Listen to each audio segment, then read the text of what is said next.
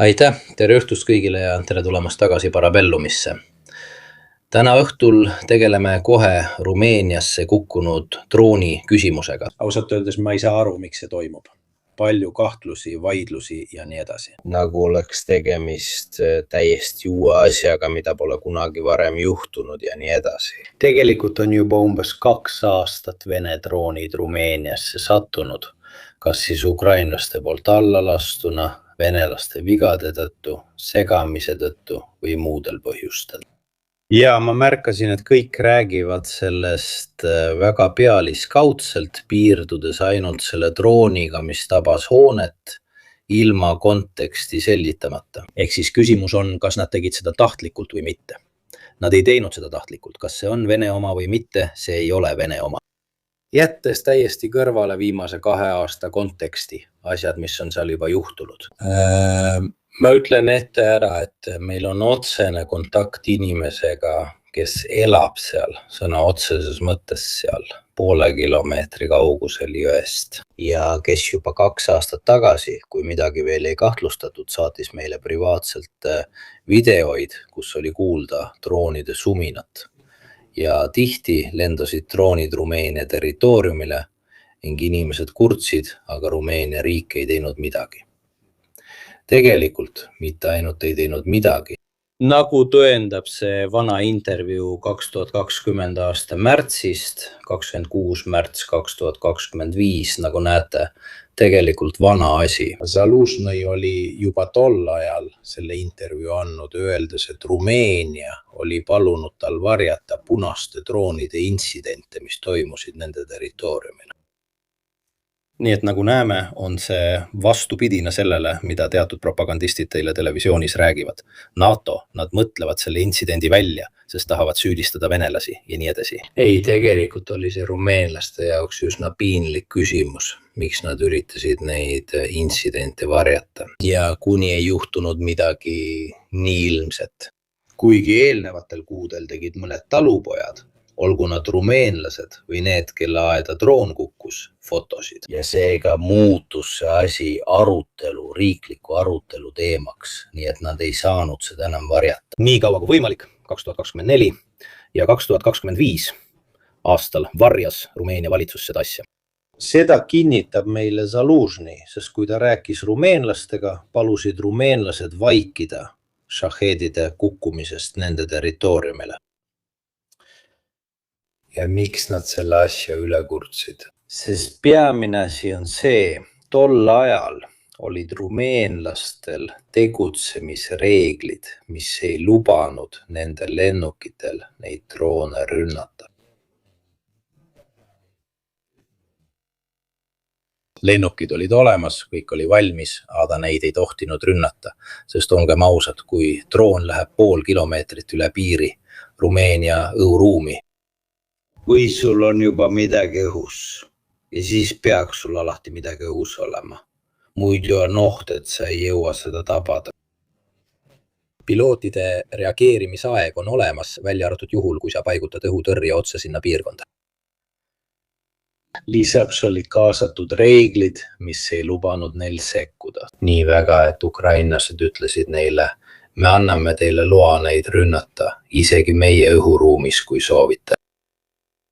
Ja tõepoolest valitsus, mis hiljuti tagasi astus, muutis isegi põhiseadust, et lubada lennukitel ja õhutõrjel neid droone rünnata. Nagu näete, oli Rumeenia NATO liitlaste seas üsna, ütleme nii, ebamäärane selles osas, kas võtta otsene roll nende venelaste rikkumiste suhtes. Tegelikult püüti seda asja varjata.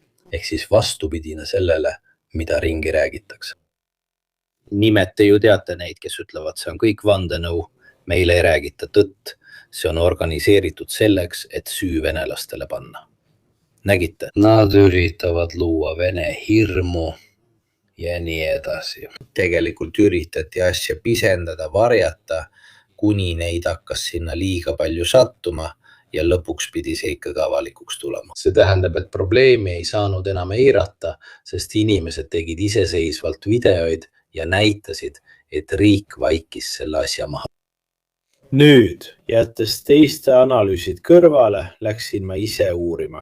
Analüüsid, mida teevad otse rumeenlased ise, sest on olemas ka Rumeenia mõttekodad, sõjaanalüütikud, osinterid, päris rumeenlased ja vaatame, mida rumeenlased ise ütlevad. Need on selle drooni koodid, mis jõudis Rumeeniasse. Nagu näete, koodid on kirillitsas. Pange tähele, et siin on nivelle fragment tuli, näete, see on rumeenia keel, õhusõiduki uus fragment. Kui oled itaallane, saad rumeenia keelest üsna hästi aru. Koodid on muidugi kirillitsas, neil õnnestus leida ka mootorikoodid. Kordan, need on otse rumeenlaste analüüsid. Ja huvitav on see, et tootmiskood ja drooni kuupäev on vaid kuu aja tagused. See tähendab, annab meile huvitava fakti. Kui droon on vaid kuu aja tagune, siis venelased kasutavad praktiliselt kõike, mida nad toodavad. Sest see ei ole 6 kuud tagasi toodetud droon, mis oleks laos seisnud, vaid nad toodavad midagi kuu aega tagasi ja juba saadavad selle lahingusse. See on märkimisväärne, sest analüütilisest vaatenurgast näitab see, et nende tootmisvõimsus kasutatakse praktiliselt kohe ära 1 kuu jooksul. Neil ei ole suuri tootmisvarusid. Peaaegu kõik, mida toodetakse, lastakse väga kiiresti välja. See on seega huvitav. Vähemalt tuli sellest midagi välja, midagi äärmiselt kasulikku. Teine on aga analüüs, mille tegi otse Rumeenia grupp, mida ma teile nüüd näitan ja mis minu arvates on huvitav. Sest lisaks sellele tegid nad hinnangu drooni enda sees olnud andmete põhjal. Ja see tuli välja, mida ükski ajaleht ei maini, keegi ei aruta X-is ega vaata erinevaid telesaateid Ursini. Pole kedagi, kes oleks otse võtnud seda, mida rumeenlased ütlevad väljaspool riigi ametlikke avaldusi. Mina eelistan vaadata endiste või praeguste Rumeenia sõjaväelaste analüüse, osintgruppide omi ja nii edasi. See on Geetika Gen grupp, kellel õnnestus need killud kätte saada ja nende üle analüüse teha. Ja tulemuseks oli see. Mitme allika analüüside tulemusena, mis hõlmasid andmeid stardipunkti, drooni lennuplaani ja Ukraina õhuruumi sisenemise trajektoori kohta. Teave saadi muide 24 tunnise hilinemisega. Samuti registreeriti tõukejõusüsteemi akustiline allkiri, mida arvestati enne kokkupõrget. Osintallikate ja kohaliku elanikkonna avaldatud videote põhjal on võimalik esitada järgmine hinnang suure kindlusastmele. Mehitamata lennuk Uavgerand 2 mis kandis meie andmetel 50 kilogramma suure lõhkejõuga lõhkeainet. Miks nad seda ütlevad? Sest leiti kapsel, kuhu tavaliselt lõhkeaine pannakse. Seega see ei olnud tühi, sest mõnikord kasutatakse ka variante, näiteks Kerbera, mis on luureks. See lendas ette antud lennutrajektooril ja sooritas tahtliku kokkupõrke ligikaudu eelnevalt määratud koordinaatidel. See tähendab, et see oli juba seadistatud nendele koordinaatidele minema, seda ei olnud segatud ega läinud kursilt kõrvale. Kokkupõrkeala asub väljaspool Ukraina segamissüsteemide häirepiirkonda, mis häirivad GLONASS-i, GPS-i või samaväärseid süsteeme. See võimaldas tõenäoliselt, vähemalt osaliselt, satelliitnavigatsiooni kasutamist missiooni ajal Rumeenia õhuruumis, eriti vahetult enne kokkupõrget lõppjälgimise faasis. Seega manööveri andmed ei olnud häiritud, mis tähendab, et see pidi sinna jõudma. Rahvusliku õhuruumi sisenemisel teostas droon järgmised tahtlikud ja programmeeritud tegevused. Aktiivne radarist kõrvalehoidmine, manöövrid, mille eesmärk oli vähendada radari jälge Rumeenia õhuruumis liikumise ajal. Ta teadis, kus asuvad Rumeenia rajatised ja vältis neid aktiivselt, muutes lennu kõrgust ning kasutades maastikku ära. Kontrollitud laskumine kõrguselt, mis algas kohe pärast riigipiiri ületamist. See ei ole viga, kui ta äkitselt Rumeenia territooriumile sisenedes lasku. ja püüab maastikku ära kasutada, siis see ei tähenda, et selle navigeerimist oleks häiritud, et ta oleks eksinud või midagi sellist. Ta järgib ette antud marsruuti. Eesmärk oli vähendada avastamise riski miinimumini. Maastiku reljeefi, maapinna morfoloogia ärakasutamine avastamise vältimiseks. Nii et kui sul on droon, mis järgib maapinda, ei ole seda veel segatud, seda ei ole kõrvale juhitud. See liigub edasi. Kui see peatub, siis on see viga või ukrainlased on selle tabanud. Sest see kasutab aktiivselt maastikku ära ja järgib seetõttu teatud teekonna punkte. Sisenemine oli sööst laskumisega, lõppfaas oli juhitud. See tähendab, et droon järgnes maastikule, tõusis kõrgemale ja siis laskus järsult alla. Missiooni lõpetamise programmeeritud manööver tehti enne kokkupõrget. Seda näitab selgelt mootori akustiline signatuur. Hinnang. Lennuki poolt sooritatud manöövrite seeria ei ühti ballistilise triivi hüpoteesiga pärast tabamust. Midagi tabas seda. Seda toetab ametlik versioon, mille kohaselt tabasid drooni Ukraina väed ja see jätkas kontrollimatult lendamist. Dokumenteeritud lennuprofiil näitab selgelt, et kogu missiooni vältel hoiti lennuki üle aktiivset kontrolli. Järeldus. Vene Föderatsioon viis läbi tahtliku rünnaku Rumeenia territooriumil. Ketika meeskond võtab täieliku vastutuse selle ülevaate sisu eest. Erilise austusega nende vastu, kes on valmis kaitsma Rumeeniat, Ketika meeskond. Kui vaatate nende materjale, on seal ka nende taskuhäälingud. Nad postitavad ka muud dokumentatsiooni, sealhulgas liikumisjälje ja nii edasi ja nii edasi. Nagu näete, tegi droon täpselt need manöövrid ja seega ei saanud teda segada. Kui sa lendad maastiku järgides, on ilmne, et sind ei ole segatud ega tabatud, sest sa järgnesid täpselt sellele trajektoorile, mis sulle määrati. Mõtleme siis, miks see nii on. Minu arvates jõuame tagasi nende vanade otseülekannete juurde, mille ma tegin droonide sissetungidest Balti ja Poola õhuruumis. Et öelda, et see kõik on selleks, et testida erinevate riikide ja peame seda ütlema ka Rumeenia otsustavust. Sel juhul 2 eelneval aastal, arvestades ka kohaliku elanikkonna ja Zalužnõi tunnistusi. Seega on meil rohkem tõendeid, nii kohalikke kui ka väliseid, et Rumeenia valitsus oli korduvalt püüdnud neid asju varjata, et mitte sekkuma hakata. Siis on ametlikud avaldused, seal lähedal muidugi seal on Constanza baas, Alessandro Brunelli. Nii et seekord ei saanud valitsusen Zalužnõi või ukrainlaste kaasabil varjata ning oli vastu võtnud seaduse, mis lubab nende vastu tegutseda. Droonid tegutsesid ja Constanza Vene konsulaat suleti. Constanza Vene konsulaat, kus mitmed ajalehed ja Rumeenia osintanalüütikud ütlevad, et aastaid on Constanza Vene konsulaati kasutatud baasina erinevate isikute majutamiseks, kes kindlasti kontrollisid Constanza tegevust. Ei rohkem ega vähem. See oli selles mõttes nagu Trooja hobune. Võib-olla olin isegi mina seal. Nad on täielikult muutud oma suunda võrreldes varasemaga. Seekord kasutasid nad seda juhtumit ka selleks, et sellest paisest lahti saada, et saada poliitiline ettekääne, et eemaldada Vene kohalolek.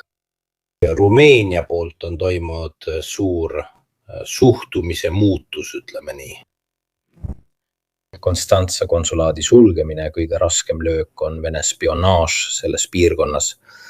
Intervjuu ajaloolase Armando Covituga, need on kõik Rumeenia allikad. On üha huvitavam näha, mida nende analüütikud ja kommentaatorid otse ütlevad, kui kuulata meie enda poolseid seisukohti ühel või teisel poolel.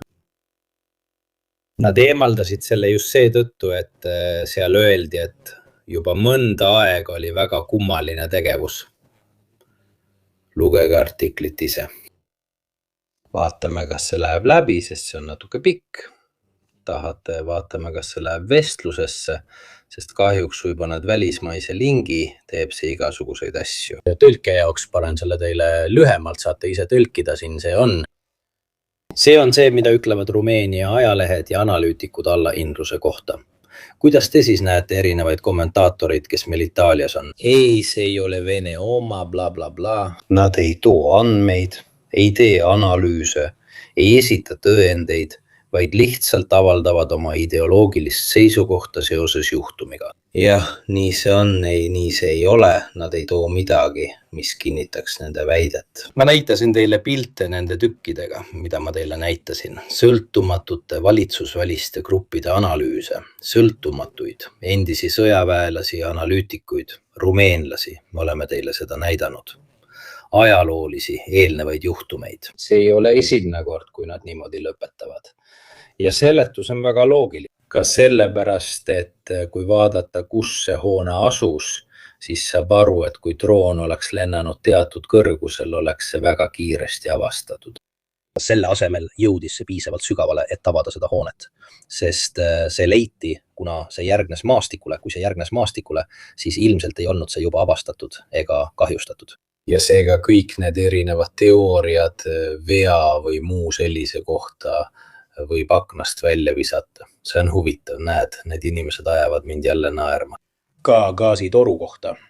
See oli venelaste süü, eks ole, aga tegelikult olin mina esimene, kes ütles, et selle taga olid ukrainlased. Porošenko meeskond tegi seda juba siis, kui keegi ei kahtlustanudki, avaldades selle asja aasta enne sakslaste algatatud uurimist. Nii et neid rumalaid kommentaare võid kellelegi teisele teha. Minu kogukond võib seda kinnitada, sest ma avaldasin oma kontaktivestluse Telegramis. Et see oli olnud Ukraina meeskond poolakate heakskiidul, kes igal juhul teadsid, et nad liiguvad nende territooriumil. Näed, erinevalt teistest ei teeni ma sellest midagi. Ma ei tee propagandat ei ukrainlaste ega venelaste kasuks ja ma pole kunagi toetanud teooriat, et seda tegid venelased, sest sellel polnud mõtet. Mine vaata esimesi otseülekandeid, mis ma tegin Nord Streami hävitamise kohta. Ma proovisin koostada tabeli positiivsetest ja negatiivsetest stsenaariumitest venelaste jaoks. Positiivsed olid ainult ajutine gaasihinna tõus. Kõik ülejäänud olid negatiivsed. See polnud loogilisest vaatenurgast üldse mõistlik seeda. Ma ei toetanud kunagi neid teooriaid, seega tasub see üles otsida. See ongi meie jutt. Kogu see asi, mis on 3 aasta tagune. Et anda aimu, miks sa pead millestki rääkima, siis automaatselt peavad kõik stsenaariumid olema kas ühe või teise poolt. Kui loogika on ja okkami habemenuga. Aga kui kõik tegurid on võrdsed, siis öeldakse, et kõige lihtsam lahendus on kõige õigem. Sa ei pea selle pärast muretsema. Nii et äras, et see on kõik strateegia loomulikult, nagu ka Ukraina strateegia. Droonide kasutamisest Balti ruumis, mis viis hiljem ka kaitseministri tagandamiseni. Ja nii edasi selles mõttes, et kindlasti võimaldab Balti ruumi kaudu liikumine ukrainlastel kokku puutuda vähemate Vene õhutõrjesüsteemidena. Siis kui Balti riikide poolt on olemas kaastöö, arvestades, et see on põhjustanud isegi valitsuse kukkumise, on see juba hoopis teine asi. Muide, kui te mäletate, räägiti rünnakust Balti riikide ja Poola õhuruumis droonidega. Ma näitasin teile ühe Poola analüütiku analüüsi, otsige see otseülekanne ülesse, see, millel on tiivulised husaarid kaanepildil, see oli huvitav. Miks just Poola analüütik? Mitte siis, kui rünnak toimus, vaid 4 kuud varem.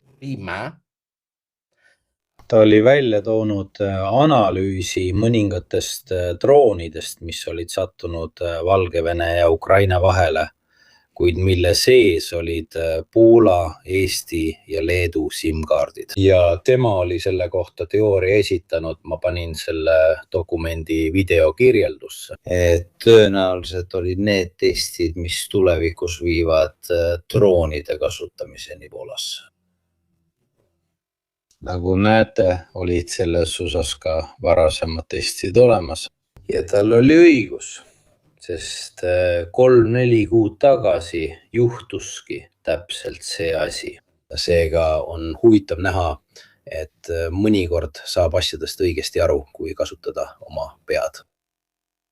Husaaride video all leiate selle analüütiku avaldatud dokumendi. Kliino, kes ei olnud venelane, vaid vene-poolakas, keda tol ajal absoluutselt keegi ei kuulanud, keegi ei pööranud talle mingit tähelepanu, aga tegelikult oli tal õigus. Teisest küljest need, kes olid sees. Poolas olid nad Gerbera tikoi variandid ilma lõhkeaineta, võib-olla selleks, et vältida ka võimalikke suuremaid õnnetusi, ütleme nii. See on huvitav asi. Siin pole mõtet seda kraami ladustada. Siin mul on seal isiklikud kontaktid, kes on 2 aastat saatnud meile drooni videoid, mis lõpevad 2 aastat tagasi. 2 aastat tagasi saatsid nad meile videoid. See on üks tüdruk muidet Indiast, surmani hirmunud mu naise sõbranna, kes saatis meile neid videoid öösiti privaatselt. Seal on üks maja täpselt seal ja nad jõudsid kohale. Nii et seda lugu teadsin ma juba ammu enne, kui sellest sai see segadus, millest täna räägitakse. Ja nii edasi. Nad olid head ka selles, kuidas nad rääkisid Poolasse sattunud droonidest. Kummalisel kombel olid just need droonid, millel oli 2 kütusepaaki. Ja kummalisel kombel olid need seotud Leedu ja Poola segaste asjadega. Natuke liiga palju kokkusattumusi. Ei, kas te olete kunagi veel näinud teisi droone 2 kütusepaagiga? Ei, miks? Sest ilmselgelt ei ole Ukrainale vaja droone 2 kütusepaagiga. Seega on huvitav ka neid asju siin näha. Nad ei lenda ju karistamatult üle Venemaa või Valgevene, vaid liiguvad ühest kohast teise Eesti-Valgevene ja Leedu-Valgevene piiri ümbruses ja nii edasi. Nad liiguvad väga piiri ääres, sest jälitajad ei saa droone NATO õhuruumis rünnata. Nii et ukrainlased kasutavad seda ära, aga nad on proovinud ära kasutada ka Valgevenet näiteks. On nad liikunud ka Valgevene paremale poole. Mõnikord, näiteks kui nad liikusid põhja poole, 76 Vene dessantiviisi baasi suunas, üritati neid aga palju sagedamini kinni püüda. Ei rohkem ega vähem. Seega on Balti marsruut kindlasti see, mis annab neile rohkem võimalusi liikudes siiski piiri lähedal. Need, kes on piiri lähedal, kannatavad tõenäolisemalt venelaste segamise all. Veidi teisiti on siis, kui mõned Ukraina droonid satuvad 100–150 kilomeetrit Eesti, Leedu ja nii edasi jõuruumi sisse. Seega on siin natuke mõlemat, neid 2 tegurit. Tuleb alati aus olla, ei tohi kunagi öelda, et asi on kindlasti nii või naa, lihtsalt eelarvamuse pärast. Mõned juhtumid on õigustatud, teised mitte või on palju kahtlasemad. Seega tuleb alati arvestada iga juhtumit eraldi. Iga drooni puhul, millist teekonda ta on läbinud. Näiteks paljud Vene droonid, mis olid eelneva 2 aasta jooksul Rumeeniasse sattunud. Võime öelda, et neid polnud programmeeritud Rumeeniat tabama. Sest need kukkusid põldudele, jõudsid juba kahjustatuna kohale või oli see segamistegevus. Seega on huvitav näha, miks see droon, mis midagi tabas, erineb teistest. Droonid, mis olid siiski jõudnud Rumeeniasse, kuid mis sattusid sinna kas vea tõttu, Ukraina õhutõrjetegevuse või segamise tõttu. Sest see ongi erinevus. Pole uudis, et droonid satuvad Rumeeniasse. Uudis on see, et see droon oli selleks otstarbeks programmeeritud. Võrreldes eelmise 2 aastaga, kui nad sattusid sinna juhuslikult.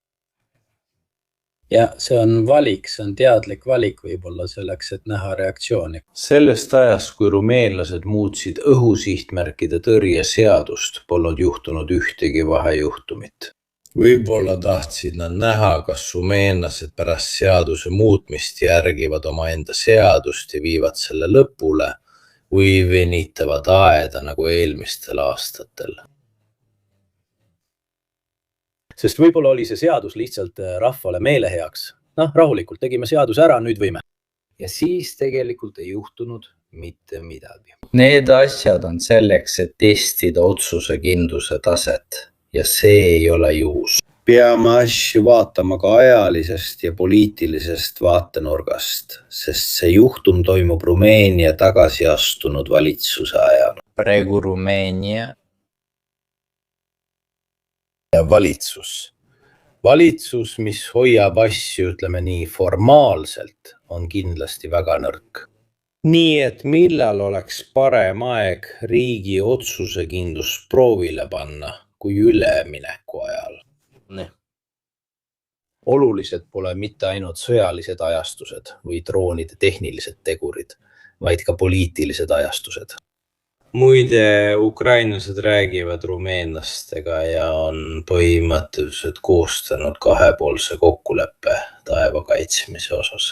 Koostöös, nii et igal ühel oleks rohkem autonoomiat, ütleme, kui Kiara Zelenskil. Ma just rääkisin Rumeenia presidendiga. Öösel tabas Vene droon elumaja. Rumeenia president Nikos Ordana kinnitas kokkulepet koostöö kohta droonide tootmisel.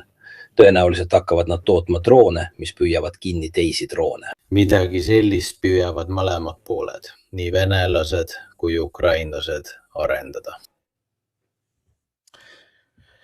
Kas Transnistria kohta on uudiseid? Kas toimub taas ühinemine Moldovaga? Kas see on Moldova? See on hoopis teine teema, mis nõuab täiesti eraldi otseülekannet. Kindlasti Transnistria puhul arvestades, et nad sulgesid gaasitoru ja said seejärel pakkumise saada gaasi Rumeeniast ja nii edasi. Võib-olla on see ka mingi pehme jõuvorm. Nad on üsna dramaatilises olukorras, lisaks sellele on nad isoleeritud. Olukord jääb endiselt ebakindlaks ka lihtsalt juriidilise küsimuse tõttu. Üks peamisi tingimusi riigile Euroopa Liitu astumiseks on oma piiride kontrolli all hoidmine. Rahvusvahelisel tasandil kuulub Transnistria Moldova koosseisu. Tegelikult Moldova seda ei kontrolli. Seega nad peavad selle probleemi lahendama, kui nad tahavad Euroopa Liiduga liituda. Enamik Moldova kodanike omab ka Rumeenia passi. Nii et paljud mängivad separatisti, kuid kasutavad siiski Moldova või Rumeenia passi, et olla ikkagi ka Euroopa kodanikud. Kunagi tehti üks otseülekanne, ma soovitan teil vaadata Emiliano Bolton-Lai kanalil tehtud videot, kes on selle teemaga palju tegelenud, sest selles videos olid mõnikord ka naljakad faktid. Ma viskan suvalisi numbreid, aga ma mäletan, milline see proportsioon oli. Näiteks 1 aasta jooksul liikus Transnistria kaudu umbes 50 miljonit sigaretti. 50 miljonit sigaretipakki. Keegi oli teinud arvutuse ja selgus, et kõik, kaasa arvatud lapsed, oleks pidanud suitsetama sisuliselt 1 paki tunnis terve aasta jooksul. Transnistria oli ja on siiani hea piirkond sellise salakaubaveo jaoks. See oli, ütleme nii, kasulik teatud ringkondadele. Ja see on väga pikk lugu. Räägitakse Vene armeest, mis otsustas piirkonda kontrolli all hoida, kui see juhtus. Nõukogude Liit, nii et toimus ka väike sõda, millest vähesed teavad. Kui lähete Google'isse, Wikipeediasse ja nii edasi, otsige Transnistria sõda, kus muide osales ka Rumeenia. Rumeenia ja Moldova. Vene armee vastu või selle vastu, mis sellest alles oli, mida juhtis omamoodi sõjapealik või kindral. Nii et jah, Transnistria on tehniliselt Moldova, Donbass, ei rohkem ega vähem. On väga palju paralleele, mitte ainult Nõukogude sekkumise ja koloniseerimise seisukohalt, vaid ka tööstuslikust vaatenurgast. Transnistria oli riigi kõige industrialiseeritum osa, ülejäänud Moldova oli rohkem maapiirkond. Seal olid elektrijaamad, seal olid rasketehased, seal asus suurim laskemoona ladu ja nii edasi. Nagu näeme, on selles mõttes palju ühist. Allpool leiate allikad, saate neid uurida, nagu ikka on tegu allikatega, siin leiate Rumeenia allikad droonitükkide analüüsi kohta. Kordan veel kord Rumeenia allikad, püüan neid kasutada, kasutan selle riigi allikaid, kus asjad juhtuvad, need on kindlasti huvitavamad. Jõuame nüüd teemani, mis on ka kaanepildi põhjuseks, mänguteooria. Ehk mängude teooria võimalikud stsenaariumid ühelt ja teiselt poolt. See sündis minu visandist, mis oli sõna otseses mõttes tehtud Paintis. Mille me siis andsime tehisintellektile, kellele me selle siis ette söötsime? Praktiliselt sadu allikaid, minu dokumente kaasa arvatud see, mille olin kirjutanud Ukraina ja Venemaa armee probleemidest, värbamisest, kaotustest ja nii edasi. Ja pean ütlema, et tehisintellekt kinnitas enamiku asjadest, mille olin iseseisvalt kirjutanud ja mis olid juhtunud. Ning tulemuseks tuli midagi sellist. Me esitasime talle põhimõtteliselt küsimusi Venemaa ja Vladimir Putini pikaajaliste stsenaariumide kohta. Ja need stsenaariumid on järgmised.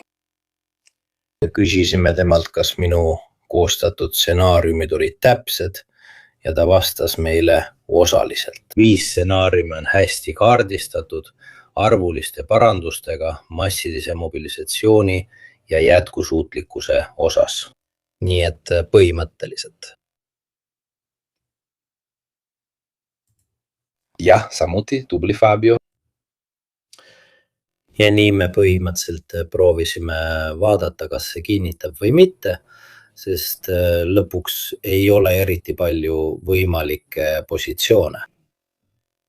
Ta ei olnud arvestanud ka Orbáni teguriga, sest hiljem tuli muutus koos Madjariga ja nii edasi. See on siis meie oma neile, kes küsivad, milline mudel see on. See põhineb väga palju sõjalistel allikatel ja osintil.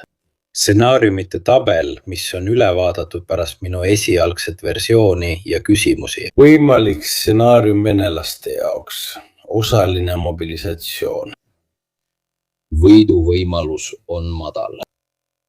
Majanduslik jätkusuutlikkus 4-5-10. Tema mõtles, et see on vähenemas. Mina aga arvasin, et see muutub aja jooksul üha probleemsemaks. See tähendab, et 4-10 sai 50, 60, 70 kuni majandusliku jätkusuutmatuse tekkimiseni. Praeguste andmete põhjal arvestada, et reservid on ammendatud 6-12 kuuga. Run Windfall on tegur, mis hõlmab ka segadust Iraaniga. Siis mine poliitiline risk Venemaa osalise mobilisatsiooni korral on 60. Üsna kõrge, sest kui te mäletate, siis kui nad 2022 aastal korraldasid osalise mobilisatsiooni, üritas 1 miljon inimest põgeneda. Kuid see on hallatav seni, kuni piirid jäävad. Sotsiaalse nähtavuse alla. Mida tähendab sotsiaalne nähtavus? See tehnika, mida Venemaa Föderatsioon kasutab, et jätkata värbamist, kuid ammutades ühiskonna, ütleme, madalamatest kihtidest. See tähendab, et pakutakse raha, et inimesed Tatarstanist ja mujalt läheksid sõdima. Või pakkudes, nagu Wagneri ajal tehti, vangidele armu, kui nad lähevad sõdima. Ehk seni, kuni sa ei taba keskklassi, kodanlust ja võib-olla neid, kes elavad suuremates linnades. Me olime kanalis näidanud palju analüüse, kus hukkunute suhtarv päritolu oblasti lõikes oli Tatarstanis Moskvaga võrreldes võrrendamatult suurem. Ehkki Tatarstanil oli 20 korda vähem, võib-olla isegi 40 korda vähem. Võrreldes Moskvaga oli elanikkonna suhtes umbes 140 korda rohkem surmasid, sest see oblast andis elanikkonna suhtes palju suurema panuse. Teine võimalus on külmutatud konflikt. Külmutatud konflikti majanduslik jätkusuutlikkus on muidugi 50. Muidugi. See suureneb aja jooksul, sest külmutatud konflikt ei tähenda Korea-laadset lahendust, kus rinne on paigal ja on vaherahu. See tähendab, et kumbki pool ei ürita eriti edasi liikuda, kuid raketirünnakud, droonirünnakud ja muu selline jätkub ikkagi. Seega aja jooksul kasvab mõlema poole võimekus toota kaugmaasüsteeme ja seetõttu paratamatult muutub see olukord aina ebatavalisemaks. Kindlasti see Putini jaoks ei toimi. on ka probleem tupiktee, mis puudutab rinde külmutamise teemat. Miks Putin selle seaduse tegi? Siil öeldakse, et Hersoni, Zaporižžja, Donetski ja Luganski oblastid on Vene territoorium. Kas olete märganud, et sageli Putini narratiivis räägivad need, kes kirjeldavad Ukraina sõda Vene poolelt vabastamisest? Sest nad tegid endale seaduse, kus öeldakse, et need on nüüd Vene oblastid. Ja siin vabandage mu naeratust, aga minu arvates tekib sellest midagi natuke naljakat. Selles mõttes, et kui sõda külmutataks, kuna venelased tegid endale seaduse, kus öeldakse, et need oblastid kuuluvad nüüd Venemaale. Tehniliselt rääkides oleksid venelased need, kes loovutavad territooriumi. Kuna need alad, mis on venelaste arvates veel ukrainlaste poolt okupeeritud, need oblastite osad, mida venelased pole suutnud valutada, tehniliselt venelaste jaoks. Ja ainult nende jaoks, sest nad tegid endale seaduse, mis ütleb, et need alad kuuluvad neile. Oleksid siis ukrainlaste poolt okupeeritud. Nii et kui sa lõpetad sõja praegu, siis tehniliselt annad ära Vene territooriumi. Sest sa oled ise endale kirja pannud, et see on Vene territoorium. Mina tõstan käed ülesse, sest need on ilmselgelt lihtsalt etendused, mis loovad tõeliselt naeruväärseid olukordi. Aga nii see ongi. Nii et kui Vladimir Putin peaks mingil põhjusel sõja lõpetama ja kas või 1 kilomeeter Hersoni, Zaporižžja, Donetski või Luganski oblastist jääks alles, oleks ta tehniliselt loovutanud Vene territooriumi. Mõelge ise, ma arvan, et paljud teist ei olnud sellele mõelnud. Aga see on üsna huvitav. Nii et poliitiliselt ei suudaks ta seda võiduna müüa. Ja siis hakkaksid kriitikud rääkima raiskamisest ja nii edasi. Toome nüüd sisse rahvusliku Lanzaroone, sest räägime muidugi ka Gripenitest ja paljudest muudest asjadest. 3. stsenaarium. Massiline mobilisatsioon. Keskmine võiduvõimalus massilise mobilisatsiooniga. See meeste mass, mida oleme näinud, ei muuda lahinguväljal eriti palju. Kuigi venelased jõudsid 2025 aastal Ukraina kaitseliinide kokkuvarisemisele väga lähedale, kuid äärmiselt kõrge hinnaga. Nii et ma alahindasin seda asja. Kui täielik mobilisatsioon võiks kesta 12-18 kuud, pärast seda oleks see jätkusuutmatu. Poliitiliselt jätkusuutlik ma hindasin riskitasemeks 10-10. Tehisintellekt kinnitab seda mulle allikatega. Paljud põgeneksid. See oleks 2022 aasta septembri vastumeelsus uskumatul määral võimendatuna. Kaotuse aktsepteerimine, 4. stsenaarium. Võiduvõimalus puudub muidugi täielikult. Majanduslik jätkusuutlikkus madal, sest ilmselgelt oleks ainult veteranide taasintegreerimine ilma töökohtadeta, tohutud ülesehituskulud, geopoliitilise prestiiži kaotus. Poliitiliselt võimatu Putini jaoks. See oleks tema võimusüsteemi lõpp, ka selle seaduse tõttu, millest ma rääkisin, kus oblastid lisati seadusega Venemaa Föderatsiooni koosseisu ja tehniliselt loovutati teisele riigile. Ma ei tea, kas sa kuulasid seda, Leonardo, sest paljud ei. Kas sina? Mul tekkis siin hiljuti üks mõte, kui ma olin koos Ivan Barbatoga ja andsime parimaid juhiseid allikatega. Nendele küsimustele, mille ma esitasin, rakendades mänguteooriat, game theory't Venemaa võimalikele stsenaariumidele.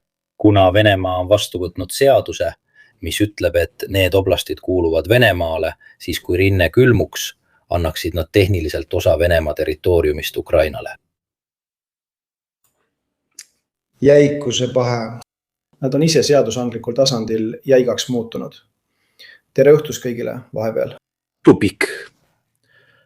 Tupik. Ei, me oleme neid vigu näinud. Jääräpäisus pole sõjas kunagi hea mõte, sest peab olema paindlik nagu vesi leiab tee. Aitäh. Propaganda peab saama liikuda ja müüa, liigutada. Saama liikuda ja müüa müümatut, muidugi. Samal ajal peab suutma muutuda. natuke nagu ukrainlased, kes naasevad 91 aasta piiridele. Väga halb mõte midagi sellist välja öelda. Strateegilise ebamäärasuse kontseptsioon, mille me panime Vaikse ookeani raamatusse, kehtib ka nende asjade puhul siin. Sa võid olla strateegiliselt ebamäärane ka selles, mida sa tahad saavutada. Hetkel, kui sa selle välja kuulutad, põhineb sinu võidu või eesmärkide saavutamise mõõdupuu sellel, mida sa välja kuulutasid. Muidugi. Jah, see on tõesti nii. Punaste joonte seadmine on ohtlik, sest ühelt poolt teeb see sinu tahte selgeks, aga mingil hetkel pead sa olema valmis ka oma lubadusi täitma. Ja ma mäletan, et Wikipeedias on lehekülg, mis on pühendatud sellele, mitu punast joont on Ukraina ja lääs ületanud Venemaa suhtes ning kunagi ei ole juhtunud seda, mida lubati. Seega on kaalul riigi usaldusväärsus, jah, tõsi. See on nagu otse ülekanne, see õhuke punane joon, tehes filmi kaanepilti, sest tegelikult oli see tohutu tabel asjadest, mille kohta iga kord öeldi ei. Aga kui me anname neile selle, siis juhtub see, kuid seda pole kunagi juhtunud. Seda pole kunagi juhtunud. Usaldusväärsuse kaotamine on hullem kui relvade puudumine, eriti tuumariigi jaoks. Ja siin mõtted liiguvad külma sõja peale, vastastikuse kindla hävitamise peale, mädile, medile. See toimis, sest polnud ainult relvad, vaid oli ka veendumus, et teine pool peab oma lubadustes kinni. Kui sa seda ka ei tee ja Venemaa pole seda mitu korda teinud ning kui seadusandlus seob käed oblastitega, siis asi muutub keerulisemaks. Aga ma luban endale ka selles osas Ukrainat kritiseerida, sest Zelenski tahtis seadusega keelata läbirääkimised Putiniga. Püha taevas, ma saan kõigest aru, kuid uste avatuna jätmine on põhjus. Miks nad üksteist blokeerisid ja poliitiliselt muutuvad need olukorrad talumatuks? Ühelt poolt on tõsi, et sa saad seda hiljem esitada, kuidas soovid, viidates rahvahääletusele ja nii edasi. Vastan ka sellele. Kas Venemaal on selle sõja tõttu oht sisemisele kokkuvarisemisele või kodusõjale? Putin on üha enam kõikuma löönud. Ma soovitan teil vaadata Russian Media Monitorit, et näha, kui hullumeelsed on Vene telekanalite propagandistid. Ma vaatasin viimaseid saateid, et anda aimu. Nad rääkisid Poola ja Rumeenia ründamisest, lihtsalt viskavad õhku igasuguseid ideid. Nad olid pahased Armeenia peale. On väga huvitav kuulata, kuidas ajalugu on muutunud ja kuidas Putinil on viimasel ajal isegi lipsanud, et sõda algas selle pärast, et Ukraina tahtis Euroopaga liituda. Tal lipsas see välja, jah. NATO jutt, ümberpiiramine, oht, kõik see on nagu kadunud.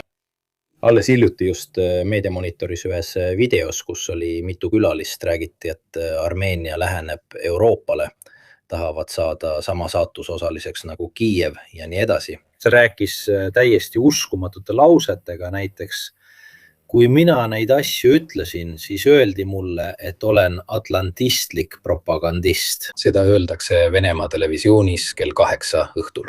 Endised Nõukogude Liidu riigid eksisteerivad ainult seetõttu, et Venemaa otsustab, et nad eksisteerivad. Ma ütlen seda sõna-sõnalt, ma panen teile lingi ja vaadake seda, sest see on täiesti uskumatu asi. Natuke nagu inimesed, mina lõin teid, pidage meeles, et mina lõin teid. Ei, aga nad ütlevad seda just selles tõelises mõttes, et sa eksisteerid seni, kuni see meile sobib. Mamma mia. Issand küll, täiesti rahulikult, täiesti ilma mingi probleemita, nad ütlevad seda avalikult ja nii edasi. Vaata, ma panen selle teile ette, sest siis keegi ütleb, et sa mõtled need asjad ise välja. Venemaa Media Monika, see on viimane Solovjovi video. Sa eksisteerid seni, kuni Venemaa sinu olemasoluga nõustub. See on arutelu Solovjovi ja kõigi erinevate vahel. Tavaliselt on tal sõjaväelised politoloogid ja nii edasi ja nii edasi. Vaadake seda, minge ja otsige see video üles, sest see on väga huvitav. Ja ma soovitan teil vaadata ka videot, kus on Aleksandr Dugin, sest nii segast inimest pole ma kunagi näinud. On olemas video Aleksandr Dugini kohta. Ma ei tee nalja, isegi Vene ajakirjanik. Ma pane seda, sest see kestab 14 minutit. Me ei hakka ju 14 minutit seda hullumeelsust vaatama. Aga on olemas video, kus Aleksandr Dugin nimetab Põhja-Koread vabaduse ja demokraatia majakaks. Isegi Vene ajakirjanik ütles, vabandust, ma olen seal käinud. Ehk siis, mul olid valvurid, kes jälgisid mind igal pool ja ma ei saanud isegi kohalikega suvelda, eks? siis Dugin natuke kogub end ja ütleb sulle ei, aga kuna nemad on koos meiega oma verd valanud, siis see on huvitav. Sest veel umbes 6 kuud tagasi oli Itaalias inimesi, kes ütlesid, et neid ei olnud olemas. Põhja-Korea sõdureid. Hea, et neid ei olnud.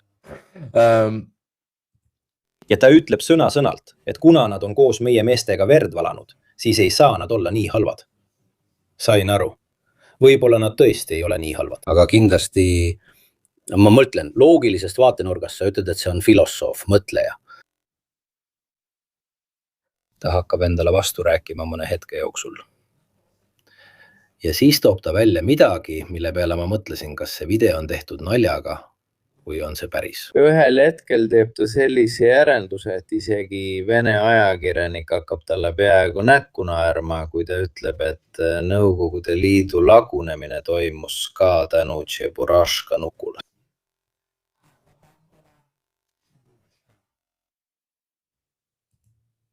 Ma ei tee nalja. Tšeburaška nukk ja ma mõtlen, mis pagan see Tšeburaška nukk veel on. Näita seda. Ja too see välja. Vaatan seda nukkuna, see on nagu mingi nukk suurte kõrvadega. Kus ta ütleb tõesti, et nukk Tšeburaška viitab tegelikult kuudeemonile. Ja et see pani Nõukogude rahvast unistama individualismist. Okei.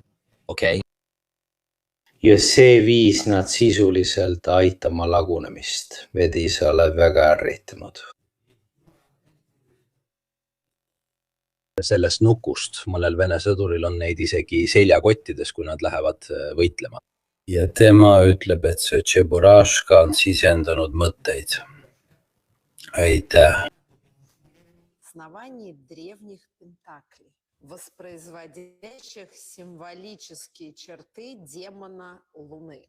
Tšeburaška on selle nõdrameelsuse kontsentreeritud väljendus, millega ma olen kogu elu võidelnud.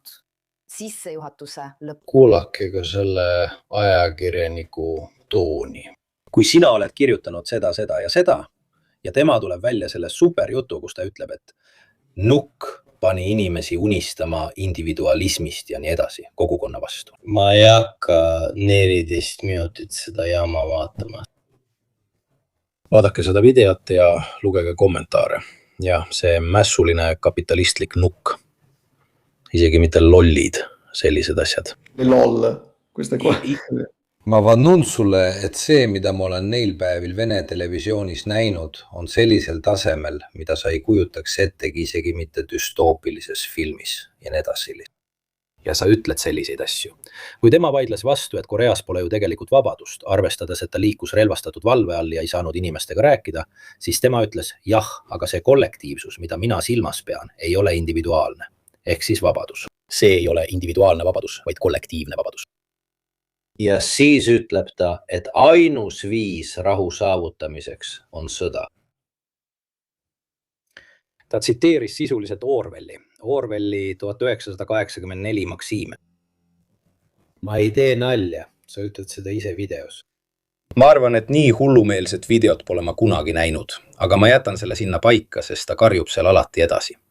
Tavaliselt oli Duginil aga moonutatud mõtlemine. Ma olen seda lugenud, 4. poliitiline ettekuulutus ja nii edasi, moonutatud, kummaline ja nii edasi. Aga vähemalt oli tal mingi strateegia ja mõtlemises järjepidevus olemas. Seda jama ei tooks välja isegi kõige parem mustkunstnik. Minge vaadake neid, sest need on tõesti lõbusad, aga need panevad ka mõtlema. Sest kui Vene televisioonis pommitatakse inimesi sõnumitega, et peame tuumarelvaga ründama Armeeniat, Poolat, Rumeeniat, siis seal räägitaksegi selliseid asju. Ja siin pommitatakse ööd ja päevad järjest. Kujutage ette, panete televiisori käima, seal ei ole Formigli, kes näitab teile Azovstali punkrid, mis on võetud videomängudest, ega Porta Riporto ega midagi sellist. Aga sul on inimesed, kes pommitavad sind pidevalt nende teooriatega ja need ei ole praegu tekkinud. Nad on juba 20 aastat neid asju teinud. Esimesed videod, kus nad fantaseerisid rünnakust ja sellest, kuidas nad oleksid Balti riike tunginud, on pärit 2012 aastast, ma arvan. lihtsalt et anda aimu. Isegi enne Maidani, Krimmi ja nii edasi. See tähendab, et nad on juba 20 aastat televisioonis sellist mõtteviisi levitanud. Lähme tagasi mänguteooria analüüsi juurde. Linnatsitatsioon, kaotus seega pole üldse mõeldav. 5.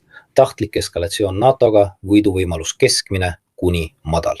Ja ma selgitan, miks see on keskmine kuni madal. See oli see stsenaarium, mis mulle pähe tuli ja mis pani mind mõtlema mänguteooria rakendamisele. Kirjutan ise tabeli ja siis annan selle tehisintellektile analüüsimiseks. Tänu Ivan Barbatole ja suurele hulgale minu enda allikatele, mis kinnitavad ka varasemat ajalugu. Sest ma mõtlesin välja ühe meeleheitliku strateegia, mis oleks pikas perspektiivis mõttekas. Ja siin, kuulake mind hästi, sellele, mida venelased teevad nende väikeste luurekatsetega, droonidega Poolas ja nii edasi. Tubli Inter, eskaleerige, et deeskaleerida, aga see on äärmiselt ohtlik eskaleerimine deeskaleerimise nimel. Mida see tähendab? Oletame, et nad alustavad tõepoolest rünnakut Balti riikides. Sa oleksid olukorras, kus rindel on NATO, ameeriklased, kes juba natuke taanduvad, natuke ähvardavad, enam relvi ei anna, vaid ainult müüvad ja siis meie anname need ukrainlastele, mille mu isa ostis idamessilt. Kui toimub tõeline rünnak, millele peaks järgnema kollektiivne vastus, aga kollektiivset vastust ei tule. Ainult mõned riigid on nõus, aga teised, kui on tegemist tõelise otsese konfliktiga Venemaaga, tõmbuvad tagasi. Ja seega Venemaa tehniliselt kontrollib, kas tegemist on bluffiga. Noh, siis kukuks kõik kokku, sest enam ei oleks inimesi, kes oleksid valmis Ukrainat toetama. Neid lihtsalt ei oleks. Sellest rääkisime ka Arestovitšiga. Sest kui venelased lähevad Balti riikidesse, siis nende sealt väljaajamiseks pead saatma jalaväe. See ei ole nii, et tulistad rakette või droone. Tahad seda vabastada, sa pead saatma inimesi, kes lähevad kaevikutesse. Sellises olukorras on ainult 2 võimalust, mitte rohkem. Üks võimalus on see, et rinne laguneb, kui tekib reaalne oht otseseks sõjaks Venemaaga. Paljud riigid tõmbuvad tagasi, mis võib põhjustada ahelreaktsiooni või teelahkme, kuid moodustub koalitsioon riikides, kes on siiski otsustanud seda jätkata. Võib-olla isegi ilma Prantsusmaa, Hispaania ja nii edasi, kuid kindlasti Poola, Soome, Taani, Balti riigid ja nii edasi ja nii edasi. Kui Putin selle asja võidab, oleksid ka need riigid nii hõivatud oma enda asjadele, eriti Balti riigid, et nad ei suudaks Ukrainat toetada. Nii et selles olukorras teeks Putin tohutu panuse. Kui ta võidab, on ta kangelane, aga kui ta eksib ja kui tuleb kollektiivne kohene vastus, siis on sellel ka kollektiviseeriv mõju, eks, kõik koos. Siis sa ei võitle enam Ukraina vastu mingi roostes nodiga, mida meie neile saadame, mingid asjad 80-ndatest, 70-ndatest. Aga sa oledki tegelikult silmitsi kogu lääne maailmaga ja mitte kaudselt, vaid otseselt. See on kõik või mitte midagi olukord. Kui sul veab, lõhud koalitsiooni ära. Kui ei vea, on kogu koalitsioon sinu vastu. Viimasel ajal, kui Ungari on taas NATOsse ja Euroopa Liitu kaasatud, võib öelda, et on rohkem koordineerimist, nii et mõned probleemid hakkavad esile kerkima. Tuleb öelda, et selle analüüsi puhul tuleb arvestada ka poliitilist ajastust. Le Pen Prantsusmaal, Nigel Farage Inglismaal, Alternative for Deutschland Saksamaal, mis võivad siiski 1 või 2 aasta pärast kaarte sevada. Ja sul oleks Euroopa, mis on juba nõrk, veelgi vähem ühtne. Ja seega oleks see sobiv aeg midagi sellist teha. Riskantne pole see praegu, vaid siis, kui need inimesed võimule tuleksid ja oleksid rohkem valmis end kõrvale tõmbama. Kas sa tead, miks ma pean seda ohtlikuks, Leonardo? Sest lõpuks on see, mis on kõige suurem panus ka see, millel on kõige kõrgem võiduprotsent. Osaline mobilisatsioon ei ole piisav, pead veel 1 aasta sõda ja nii edasi. Külmutatud konflikt ei toimi, massiline mobilisatsioon on jätkusuutmatu, kaotuse aktsepteerimine on jätkusuutmatu. See ongi see panus. Nii et kui te enne küsisite minult, mis mõte on sellel droonil, mis lendab Rumeeniasse ja tabab üht hoonet, siis minu arvates on see selleks, et uurida, nagu ka varem juhtuna puhul, milline on riikide koalitsiooni reaktsioon. Järk-järgult. Võin lisada sinu analüüsile ühe elemendi, mis minu arvates on täiesti õige. See on natuke sama jutt nagu Vaikse ookeani võimaluste akna puhul. Ehk siis Putin võib mõelda enne, kui Euroopa hakkab tõsiselt tuumarelvadele mõtlema, enne kui nad rakendavad sügavuti rünnakusüsteeme ja raketikaitset, enne kui see kõik kohale jõuab, tegutsen mina. Tegutsen ette, enne kui Euroopa Liit reageerib. Pane tähele, paljud arutelud, mis toimuvad nii Vene televisioonis kui ka sõjablogijate seas, käivad selle üle, kui me tahame midagi teha, et murda Ukrainale antavat toetust, peame tegutsema praegu, sest nemad relvastuvad uuesti. Loomulikult on ka neid, kes räägivad sellest vastupidiselt, näiteks mõelde. Nad relvastuvad uuesti. Seega võiksime provotseerida venelasi meid ründama. Teatud mõttes jah, see on tõsi, aga mitte nii, nagu sellest televisioonis räägitakse, sest see on asi, mida televisioonis alati ei öelda. Televisioonis tundub, et riigid, teatud inimesed, kes kasutavad väljendeid nagu Balti riigid hambuni relvastatud. Kõik kokku, kõik koos annavad 30 000 meest, 3 tanki, 100 soomukit ja praktiliselt 0 lennukit. Ja nad esitavad seda niimoodi. Nad relvastuvad uuesti, seega Venemaa võiks selle peale solvuda. Nad ei relvastu uuesti, sellepärast et Venemaa on tunginud teise riiki. See on turvadilemma, mida käsitletakse valikulise faktivalikuga. Jah, ideoloogiliselt öeldes on see valikuline lähenemine ilma ajastust arvestamata. Aga on tõsi, et puhtalt strateegilisest ja sõjalisest vaatenurgast on seda mõtteviisi korduvalt rakendatud. Toon näite. Poola invasioon Austria maalri poolt toimus peamiselt seetõttu, et ta oli seda kogu elu tahtnud teha. Samuti ka Venemaa puhul. Aga ka sellepärast, et nad arvasid, et Prantsusmaa ja Inglismaa, kes olid taas relvastumas, oleksid aasta pärast ründamatud. Seega paradoksaalsel kombel käivitad sa mõnikord selle efekti, et mul on see ajaraam, kui ma pean selle ära tegema, siis pean ma seda tegema praegu või satun 2 rindega sõtta.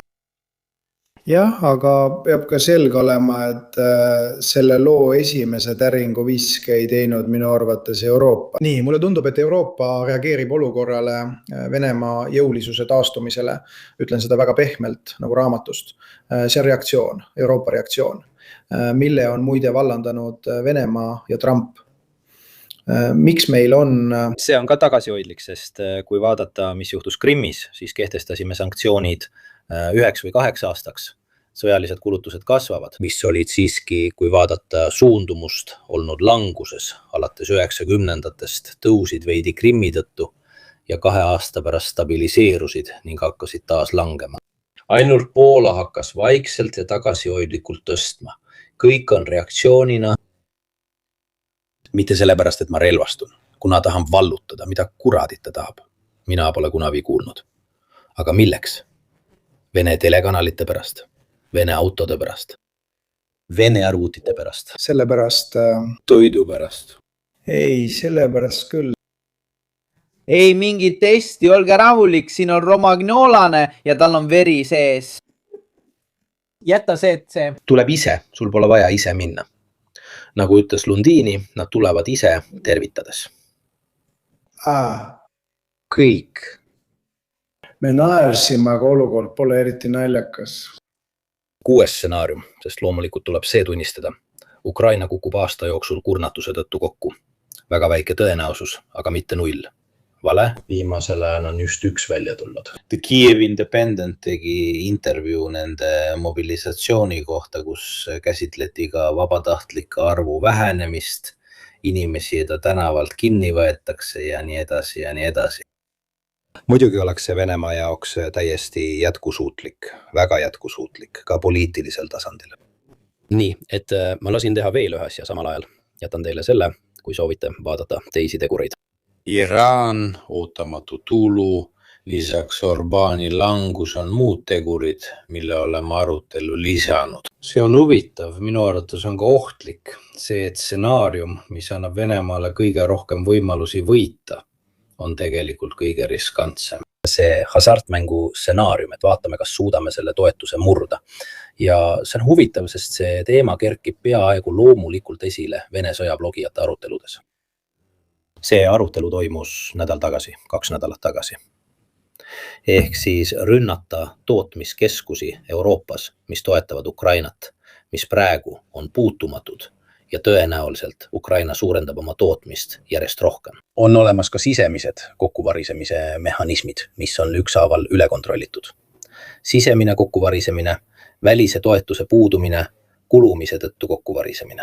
Loomulikult arvestades ka neid otseülekandeid, mida ma olen teinud sisemistest lõhedest rahvuslastest, kes on Zelenski poolt või tema vastu. See kuulus SBU kõne ČUR-i vastu, Azov regulaararmee vastu. Azov ja armee korpused ei taha mingil juhul venelastega mingit kokkulepet. Seega on ka kõik need tegurid arvesse võetud. Võib-olla panen teile faili üles, kui soovite selle alla laadida, sest see on palju pikem. Ja sinna vahele panime ka jutu Vene mobilisatsioonist ja selle mõjust. Ning seal kasutasime nii minu allikaid kui ka kõiki Fontana omi. 2 kuud tagasi, kui ma ei eksi, tegime ühe otseülekande. Kaotuste ja mõlema poole värbamise käigu kohta, kasutades nende endi poolt avaldatud allikaid, sest tihti lipsab neil läbi, kui palju nad sel aastal värvanud on ja nii edasi. Ja seega nende väidete plusside ja miinustega saab inimene enam-vähem aru. Kuidas olukord edeneb?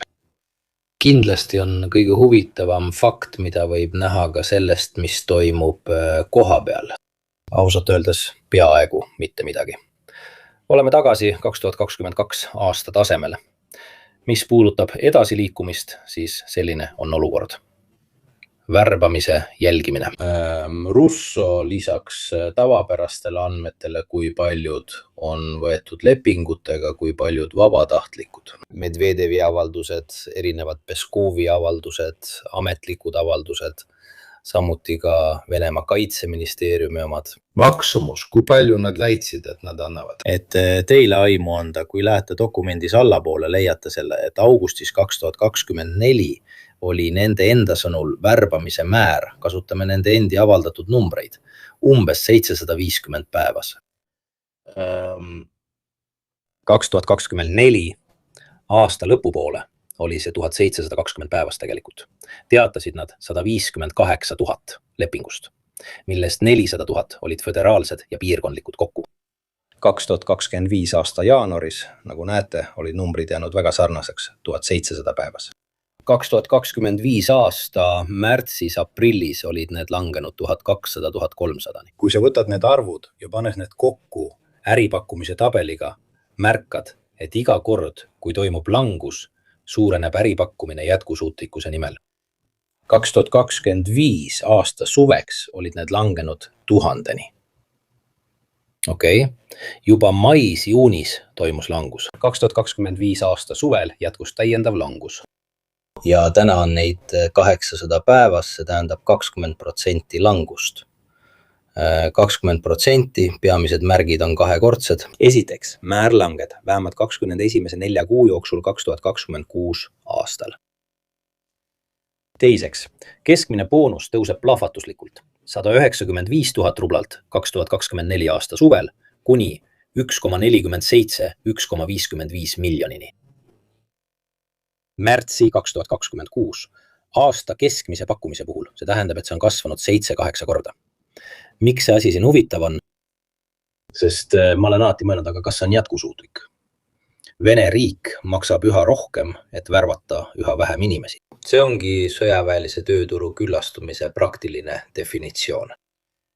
Me palusime sul teha prognoose, ehk siis kui nad tahavad suurendada meeste arvu, siis kui nad jätkaksid mais-juunis 2025 tempoga 30-35 000 meest kuus, suudaksid nad seda teha ainult siis, kui nad kulutaksid 10 korda rohkem kui märtsis-aprillis 2025. probleem on selles, et samal ajal on majandus samuti aeglustunud.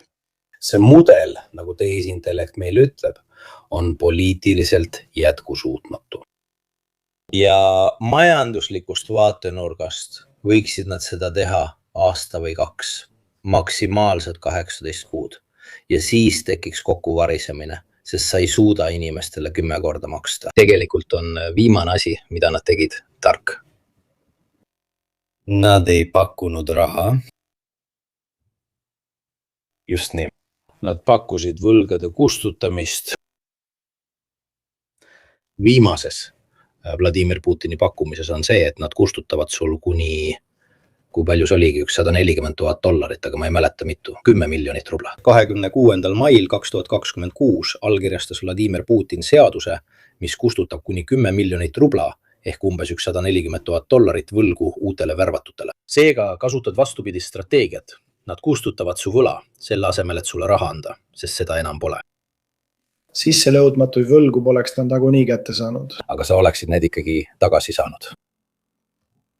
Täpselt. Midagi nagu maksuvõlgade kustutamine. Maksuvõlgade kustutamine. Maksuvõlgade kustutamine, jah, vene versioonis. See on nutikas asi. Ma ei anna sulle midagi ja minne sure. Aga ma ei võta sinult ka midagi ära. Ei ole midagi. Kui sul on $140 miljonit võlgu, siis mu sõber ütleb, et Venemaal on nii palju raha, nagu Itaalias oleks umbes €1 miljon võlda. Madonna. Ma ei tea. Igatahes on see uus strateegia huvitav. Aga need asjad, nagu tõus ja strateegia muutmine, kas need kustutavad su võla või ei maksta sulle, need kõik on sümptomaatilised. Äärmiselt raske on jätkata värbamist 2024 ja 2025 aasta tasemel.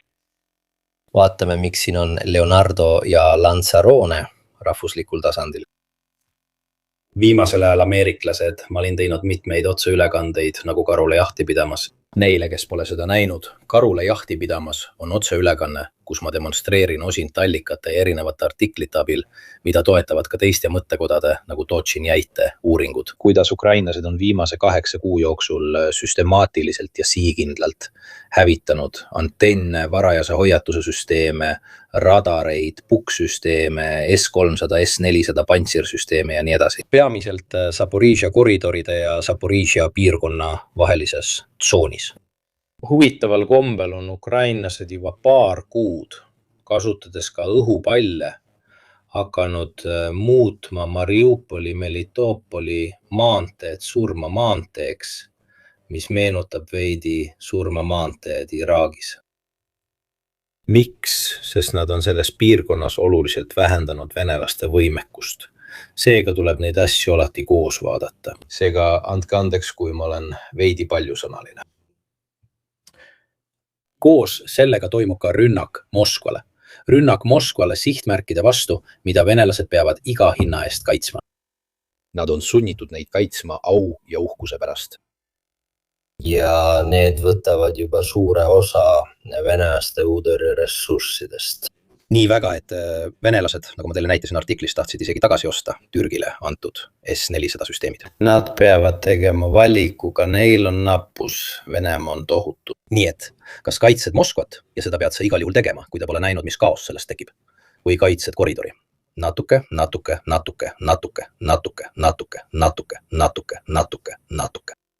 Praegune punased täpid siin, need on kõik geolokatsioonid hävitatud Vene veokite ja soomukite kohta. Ja seda ei ütle ainult ukrainlased. Need on kaardid, mille on avaldanud Vene mõttekodad. See on näiteks Rõbar, kes dokumenteerib kõik Ukraina rünnakud mööda neid teid, kuhu nad nüüd droonidega suudavad jõuda kuni 80-100 kilomeetrit kaugusele sisuliselt teid tõkestades. Kas saite aru? Kõik need asjad tuleb omavahel seostada. Meil on ukrainlased, kes ostavad JDAM koos liukkomplektiga. Meil on ukrainlased, kes loovad oma liukkomplekti oma nõukogude päritolu FAB-pommidele.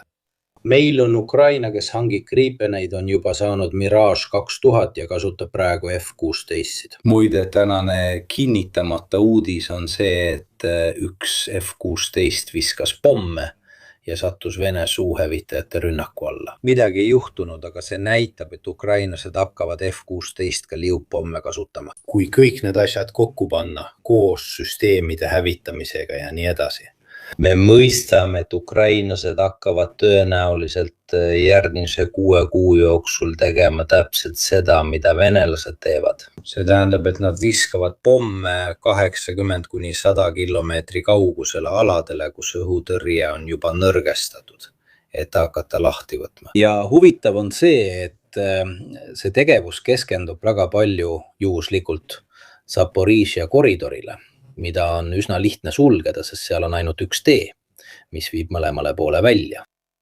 Nii et kui sa tahad häirida Vene logistikat selles piirkonnas, siis keskendud ainult nendele asjadele siin ja tekitad palju segadust. Teine on tehniline tegur, mida Leonardo meile selgitab, miks just Gripenid. Sest kui Gripenitele antakse teatud tüüpi raketid, muutuvad asjad huvitavaks. Talun, Leo. Jah, ma hiilisin end kiiresti sellesse otseülekandesse. Pean ütlema, et mulle meeldis väga kuulata Mirkot, kui ta rääkis kõigist neist stsenaariumitest, mille ta mulle saatis. Aga ma polnud neist hästi aru saanud, mis need on. Nii, kas Gripeni teema on huvitav? Sest kõik need operatsioonid, mida Mirko praegu loetles, ehk siis radarite, õhutõrjesüsteemide sihtimine selles piirkonnas, Krimmi piirkonnas ja selles merele lähemal asuvas osas, mida te näete. Praegu ongi vaja õhutõrjet veidi pehmendada ja nõrgestada. Seda, mida kunagi sai teha HIMARS-idega, mis suutsid sinna jõuda, aga enam ei suutnud, saab nüüd teha liukpommidega, mis on jätkusuutlikum. Ütleksin. See maksab palju vähem, need on vähem vastuvõtlikud elektroonilistele vastumeetmetele, kuid tekib üks probleem. Nüüd probleem, mis tekib, on see, millest oleme algusest peale rääkinud. Kui saabusid F-16-D, see tähendab, et sina F-16-D-dega, kui need saabusid paar aastat tagasi. Sa ei saa mõelda, et lähed Su-35 või MiG-31-le tüli tegema, sest Vene õhujõudude käsi koos R-77 ja R-idega on pikem. Ja on olemas kinnitatud tõendid Ukraina lennukite allatulistamise kohta siin 180 kilomeetrit kaugusel, et anda aimu. MiG-29 piloot ütles, et kui ta pidi välja hüppama, polnud tal isegi varajast hoiatust. Ei, sest siin on alati olnud see tehnoloogiline ebavõrdsus, mis on objektiivne, kuna Vene hävitajad on raketisüsteemide ja radarite poolest tehnoloogiliselt paremad kui Ukraina vanad lennukid. Seega on Ukraina Su-27D ja MiG-29D palju vanemal tasemel kui Vene omad. Ja kuulsa TrackWise skaneerimisega, mida pole tehtud, see on asi, mis võimaldab lukustuda. Sama Vene radari liikumisega suudetakse Ukraina lennukeid alla tulistada suurelt kauguselt, ilma et neil oleks isegi häiret. Ainult siis, kui radari hoitav rakett aktiveerub vahetult sihtmärgi läheduses. Seega oleme alati öelnud, et F-16-D oleksid vähemalt esialgu ainult kaitseostarbelises rollis. DCA, Defensive Counter Air, ehk siis Ukraina õhuruumi kaitsmine Vene droonide ja rakettide eest. Sest neil puudus rakett, mis suudaks neid vahemaid katta. Nüüd tundub, et Rootsi annab Ukrainale 2 tüüpi Gripeneid. Kõigepealt vanemad Gripen C-d ja siis lähitulevikus Gripen E-d. Praegu 16 tükki ja hiljem ilmselt 20 Gripen E-d. Kuigi on räägitud ka 100-150 lennukist. Aga sellest on räägitud, sest see on umbes selline suurus, isegi minimaalne või napp suurus Ukraina õhuväe jaoks. Kui need Gripenid varustatakse Meteor-raketiga või itaaliapäraselt öeldes Meteoriga, mida toodab MBDA, siis räägime märkimisväärsest tegevusulatuse suurenemisest, sest Meteoril on teadaolevalt 2 olulist omadust. Esiteks on selle maksimaalne ulatus vähemalt 200 kilomeetrit ja mis kõige tähtsam, sellel on maailma parim no escape zone, mis ületab isegi Ameerika maramaama. Mis on no escape zone? See on ala raketi ümber, kus tabamus on kindel, sest sellel raketil on reaktiivmootoriga jõusüsteem. Seega on see kogu oma lennu vältel jõustatud. Mitte ainult raketiga, mis eraldab selle lennukist või boosteriga, mis annab esimese lennuosa, ega ka mitte ainult teise raketiga. Neid nimetatakse kaheastmelisteks rakettideks, sest neil on kaks raketimootorit. Üks lennukilt väljalaskmiseks ja teine, mis töötab lõppfaasis, et anda raketile lisaenergiat. See on hea lahendus. Aga kui raketil on kogu lennu vältel töötav jõusüsteem, võimaldab see tal lennukit jälitada erinevates manöövrites. Parem kui ükski teine lennuk, parem kui ükski teine rakett. Praegu kardetakse meteorit väga, meie kasutame seda. Lõuna-Korea kasutab seda. Muide, kas tead, mis on kõige olulisem tegur? See ei ole nii väga, sest üks ei ole mingi wunderwaffe, nii et ärge tehke suuri pealkirju. Tuleb 16 Gripenit muudab sõda. Ei, kõik on jama. Asi on selles, et kui ukrainlased suudavad mõnekümne lennukiga segada või takistada punaste lennukite poolt liupommide heitmist, on see juba midagi. Sest mina tulistan sulle meteori 150 kilomeetri kauguselt. Sina tulistad, aga sa tead, et ma olen seal ja saan sind segada. Jah, sa muudavad asjade rütmi ja teevad seda väga väikese riskiga. Viskad pommi ja lähed minema. Sellistest kaugustest, kus tõenäoliselt isegi S-300 ega S-400 ei pruugi sihtmärke tabada. Sest kui sa tulistad Vene lennuki pihta, mis viskab liupommi, siis laskud maapinna lähedale, see kaotab sihtmärgi ja sa lähed minema. Kui oled 150 kilomeetrit kaugusel. Selleks ajaks, kui ka S-400 tulistab raketid välja, oled sina juba teises suunas põgenemas. Kui sa juba põgened teises suunas, siis teoreetiliselt peaksid sa pääsema. See on tegur, mida varem ei olnud olemas. Venelased on alati tulistanud täiesti segamatult. Kui vastupidi, ukrainlased võiksid teatud piirkondades, mida nad on sihipäraselt kahjustanud, tegutseda lokaalselt. Vene vastuse ja hoiatuse seisukohalt teeksid nad täpselt seda, mida venelasedki. Laseksid alla liukpomme. Ja sa ütlesid midagi olulist. Et õhkoperatsiooni nurjata ühe lennuki või kahe lennuki oma ei ole tingimata vaja need alla tulistada, piisab lihtsalt häirivast tegevusest. Seega Su-34, mis on eesliini pommitaja, mis on Venemaa peamine taktikaline ründelennuk eesliinil. Mingil hetkel leitakse ta üles, lukustatakse raketiga sihikule ja ta peab missiooni katkestama, tõenäoliselt peab ta ka märku andma. Kui seal on veel Saabi aaveksid, siis tähendab see, et Ukraina lennuk laseb raketi välja ja lahkub. Aavaks hoiab Vene sihtmärki valgustatuna. Ja see peab siis hakkama saama raketiga, mis ei jäta teda rahule. See on natuke nagu India ja Pakistani stsenaarium. Pakistan ongi niimoodi tegutsenud. Kas see võiks niimoodi toimida?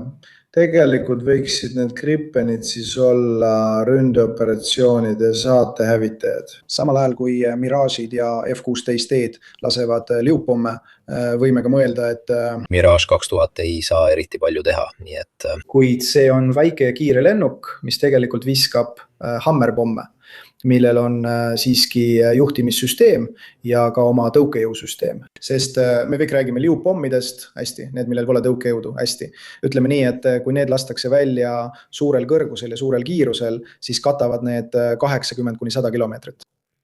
Need on samad andmed, mida oleme näinud ka FAB-pommide puhul koos Vene UMP-komplektiga, mis ongi liuppommide komplekt. Kaugused on samad, aga kui lisad natukenegi tõukejõudu, kas siis ei sõida 150 kilomeetri ära, nii et oled ulatust pikendanud. Oled andnud õhukatet, vähemalt nii palju, et hoida Vene hävitajad eemal ja oled varem rivist välja viinud radarid ning S-300 ja S-400 õhutõrjesüsteemid. Seega on võimalik, et rindel piiratud aladel, konkreetsetes punktides võib paarkümmend, 30, 40 lennukit saavutada kohaliku õhu ülekaalu ja viia läbi teatud tüüpi ründemissioone. Siin see on JDAM, see ei ole iseliikuv, see on see Ameerika oma, mis on ka aerodünaamiliselt väga peen. Siis on need Prantsuse hammerid ja on ka need, mida toodetakse Ukrainas. Nüüd, miks Ukraina hakkas tootma oma enda liupomme ja miks ei ole Ukraina tööstuslikust võimekusest väljas? Sest kes oskab teha? Droonid on meil vaja, mis see siis ära ei ole teha, 2 tiiba vanale Fabile külge panna. Jah, kui venelased said hakkama komplektiga, mis tundub tehtud töökojas kogu austusega, see ei ole tehnoloogiliselt eriti peen ega ka disainilt eriti viimistletud, see Vene komplekt. Ukrainlased, kellel on kogu see lääne toetus, kas nad on suutnud rohkem teha ja see jääb veel näha. On huvitav alati uudiseid omavahel seostada, sest ukrainlased ostavad Ameerika IDAM-pomme koos liukkomplektiga, sest see toimib kindlasti ajutise lahendusena, enne kui nende enda sisetootmine hoo sisse saab. Aga ma küsin sult ühe asja.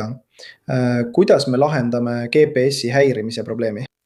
Sest me teame väga hästi, et venelased on elektroonilises sõjas väga osavad, nad oskavad ka GPS-signaale hästi segada. Nii palju, et isegi himarsid on sellega probleeme kogenud ja minu teada ka maapinnalt lastud jäidammid. Ma ei tea, kas sa mäletad, see oli paar aastat tagasi.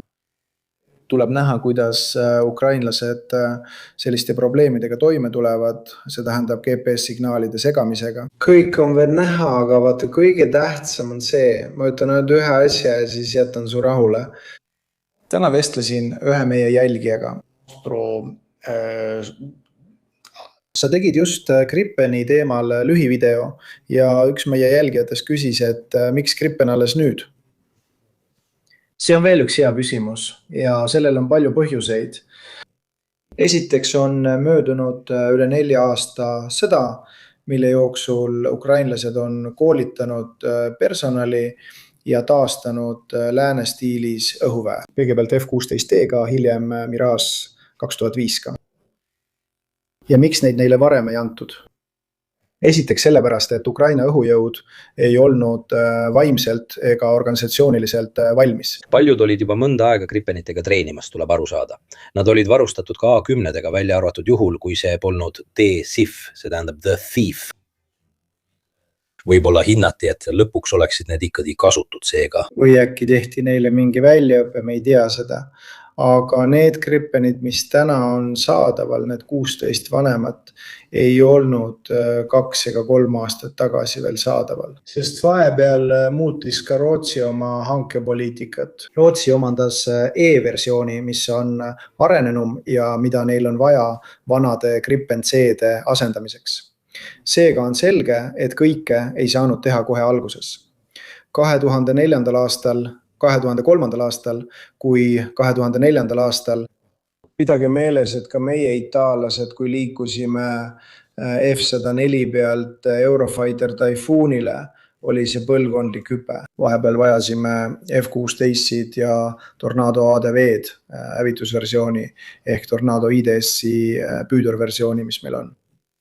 Lihtsalt selleks, et muuta meie õhuväe mõtteviisi, mis pidi liikuma 3. põlvkonna F-104 pealt 4,5 põlvkonna Eurofighterile. On väga erinev minna 104 pealt Typhoonile ja minna 104 pealt F-16-le ning siis Typhoonile. Sest sa oled juba sisenenud organisatsiooni lennu- ja operatiivrežiimi, mis on täiesti erinev ja viib sind Typhoonile lähemale. See ei ole liiga suur hüpe, see ei ole 10 meetri hüpe, see on 2 meetri hüpe. Ja ma ütlesin seda siin, kui tegin otseülekannet F-16. F-16 mõte oli ehitada üles tuleviku Ukraina õhuvägi. Mitte kohe lahinguvalmis lennuk saada, vaid hakata selles suunas liikuma. Just nii. Ja nüüd lõpetan, annan sulle sõna. Mul on väga hea meel, et F-16 asemel on Gripen. Sest minu hirm F-16 ajal oli see. Mida me ütlesime? Minge vaadake järele, poisid. 3 aastat tagasi ütlesime, et Gripen on ideaalne lennuk. Pole juhus, et nad on viimasel ajal teinud ka õppusi, kus maanduti mõnel maanteel ja nii edasi. Huvitaval kombel just mõnel maanteel. Kes teab, kuhu ukrainlased neid hajutavad? Aga eriti ütlesin ma, et olge ettevaatlikud, kui jätate ameeriklastele lennunduse monopoli. Et anda neile F-16-d, sest kui nad kord F-16-dega harjuvad, siis tulevikus, kui Ukraina on iseseisev, kui jumal annab, et nad peavad ise oma lennukit valima, aga neil on juba 10 aastat ainult F-16-d olnud, siis mida nad valivad? Teil on juba vana F-16. Võtab endale ilusa F-16 Block 70, väga kena lennuk, selle võttis endale ka Bulgaaria. Aga mina muretsesin, et Euroopa jätab kõik valdkonnad ameeriklastele. Olen väga õnnelik, pean ütlema, et Macron tegi õigesti, andes talle Mirage'i, sest vähemalt andis ta talle alternatiivi. Ta näitas end heast küljest ja nüüd koos Gripenitega hakkab Ukraina õhuväe tulevik muutuma kollaseks ja siniseks just nende jaoks sobiva lennukiga. Ka sellepärast, et kogu NATOs koolitame me kõik end uuesti tegutsema hajutatud baasidest. Ma tõesti lõpetan nüüd. Hiljuti harjutas ka üks Itaalia F-35B. Mõned Itaalia F-35B on harjutanud Soomes. Riik, mida ma armastan, Soome. Ja mitte nende põhjuste pärast, mida sina arvad, vaid sellepärast, et ma olen seal käinud. Ma armastan seda, armastan Soomet, mulle meeldib see väga. Ja mina... Vabandusi otsides veel hullem näed. Nad on spetsiaalselt välja õpetatud just sellisteks operatsioonideks, mida NATO tegi 70-ndatel vist ka, 80-ndatel. Siis lõpetati, sest maailm muutus, saabus rahu dividendid ja nüüd me jälle harjutame sellisteks operatsioonideks. Ja lõpuks on see hea. Gripen loodi selleks mitmel põhjusel, mida saate näha Gripeni otseülekandes, mille me õnneks mõnda aega tagasi tegime. Nii et... Tänan väga rahvusliku Lanzaronet. Loomulikult ei ole need lihtsalt 16 falli, 16 Gripenit. Unustage ära Wunderwaffeni artiklid ja muu selline. Meie oleme alati olnud väga tagasihoidlikud ootustega F-16 kasutamise suhtes. Pealegi, ja ma ütleksin, et meil oli õigus. On huvitav kõiki neid asju, mis lahinguväljal juhtuvad, omavahel seostada. Olgu see siis Ukraina poole aktiivsus, Venemaa vastumeetmed, värbamine, raskused või otsused, mis lahinguväljal tehakse. Kõik viitab sellele, et suure tõenäosusega hakkavad ukrainlased kas aktiivsemalt Vene liupommide vastu tegutsema või muutuvad üldiselt proaktiivsemaks. Mõnes kindlas piirkonnas, kus nad teavad, et on Vene kaitset piisavalt nõrgestanud, et hakata tõsiselt segama. Ja sellega, mis neil on nad nüüd võimelised seda tegema. Aitäh, küsimus esitan nüüd mina. Kas sinu arvates võtavad nad Kertši silla sihikule? Ausalt öeldes pole sellele enam suht tähtsust. Võib-olla kui see tee muutub täiesti läbimatuks ja venelased ei saa enam liikuda, hakkavad nad uuesti üle silla käima. Kertši sild. Tee on tegevuse tõttu suletud ja Kertši sild on üsna haavatav. Ma usun, et seal on Euroopa liinid. Seda ei tasu maha lõhkuda, et tekitada suuri probleeme, kuigi selle kahjustamisel või mahavõtmisel oleks olnud palju mõtet. Ukraina pealetungi ajal, nüüd kui ukrainlased enam-vähem hoiavad rindejoont, on mõistlik hävitada vaenlase logistiline liin rinde taga. Aga Krimmis mitte, sest sinna sa kunagi ei jõua. Seega teevad nad midagi piiratud ulatuses selles sektoris, mida venelased ise üritavad toetada, kuid sellest on saanud juba mitte teisejärguline, vaid kolmanda järgu sektor. Sest arvesta, et on Hersoni oblasti lõunaosa, siis on Krimm ja sellest on saanud selles mõttes üsna uinuv sektor. Nii et sa ei näe selles mingit sümboolset väärtust, kui sellele tugevalt lüüa, selle läbi lõigata? Nad juba ründavad Moskvad. No õige, tõsi. Nad on ületanud ka selle piiri seal. Nii et tänu Leonardole ja nüüd jõuan ka teie küsimusteni. Ja siis räägime ka natuke sellest, mis rindel toimub, sest mõned asjad juhtuvad väga lokaalselt. Aga on näha strateegiat, mis on suunatud kokkuhoiule, mis seostub ka nende punktidega, mida enne mailisime. 20 võrra vähem värbamist ja see äripakkumine, mis ei ole enam äripakkumine, vaid on hoopis võlgade kustutamine. Ja seetõttu peab kindlasti toimuma ratsionaliseerimine selles osas, mida ma tahan rindel teha. Mõned tegevused lõpetatakse, et teisi aktiivsena hoida. Aga enne kui selle juurde läheme, täname täna sponsorid, kelleks on loomulikult NordVPN. Nii et härrased, te peate parandama oma kaitset turvarakendusega. Kõik ühes. Sest täna on NordVPN kõige arenenum VPN. Tänu NextGen viiruse tõrjele, mis on sisuliselt kõik ühes turvarakendus, tasub NordVPNist mõelda mitte ainult kui tööriistast, vaid kui sinu digielu kilbist. Täielik ja ülimalt intuitiivne kaitse kõik ühes rakenduses ja ühe tellimusega. NextGen viirusetõrje on ideaalne kaaslane internetiseiklusteks, eriti koos NordVPN-iga, sest koos moodustavad need väga tugeva tõkke veebiohtude vastu. Olgu need siis pettuse või õngitsusvastased kaitsed. See blokeerib petulehed, kahtlased lingid, on pahavaratõrje, see skaneerib ka faile, mida proovite alla laadida ja peatab need enne, kui need teid nakatavad. Jälgimisvastane seade, sest see takistab jälgijatel ja pealetükkivatel reklaamidel teie veebitegevust jälgimast. Mina seda ei tee, sest mulle tulevad alati Subito IT-otsingud ja muud taolised asjad. Ja skaneerimisfilter, mis hoiatab teid, kui teile helistatakse ja see võib olla potentsiaalne pettus. Seega parandage oma kaitset turvarakendusega. Kõik ühes eksklusiivse pakkumisega. NordVPN 4 lisakuud siin selle lingiga. Leiate selle loomulikult kirjeldusest, kommentaaridest ja vestlusest. Muide, on ka klausel, et kui teile ei meeldi, siis 30 päeva jooksul on teil raha tagasi garantii. Nii, et te saate sellega igal ajal tühistada, kui soovite. Ja lisaks toetate seda, mida me siin teeme koos Lanzara, Capitini, Madaluno ja kõigi teiste külalistega. Mis puutub rindesse, siis ei, Leo, sa võid jääda, sa võid rahulikult kommenteerida rinde olukorda, seda, mis toimub. On huvitav näha, kuidas mõned piirkonnad muutuvad aktiivseks ja vaibuvad. Nüüd panen mõned kaardid lihtsalt selleks, et näidata, et lõpuks on need piiratud, natuke nii nagu juhtus ukrainlastega, juhtub nüüd venelastega. Ukrainlased targalt ja hilja asusid kaitsesse, oodates kaua aega. Tuletame meelde, et kuni umbes 2023 aasta lõpuni olid nad ikka väga kahtlevad, kas minna kaitsesse, välja arvatud juhul, kui toimusid suured kaitseliikumised. Žalužnõi, Zelenski ja teised. Praegu on huvitav märkida, et venelastel on selgelt peamiseks eesmärgiks Donetski ja Luganski piirkond. Seega võib suuremat osa näha ka sellest, kui palju vägesid on piirkonda koondatud. Ja punasega on tähistatud ka kõige hiljutisemad jõupingutused. See, mille nad viimastel kuudel on vallutanud, viitab selgelt sellele, et nad liiguvad Kramatorski ja Slovjanski suunas. Tuleb märkida, et keskosa, mis ulatub Pokrovski piirkonnast praktiliselt alla Velika Novosilkani. Tegelikult on venelased siin peatunud.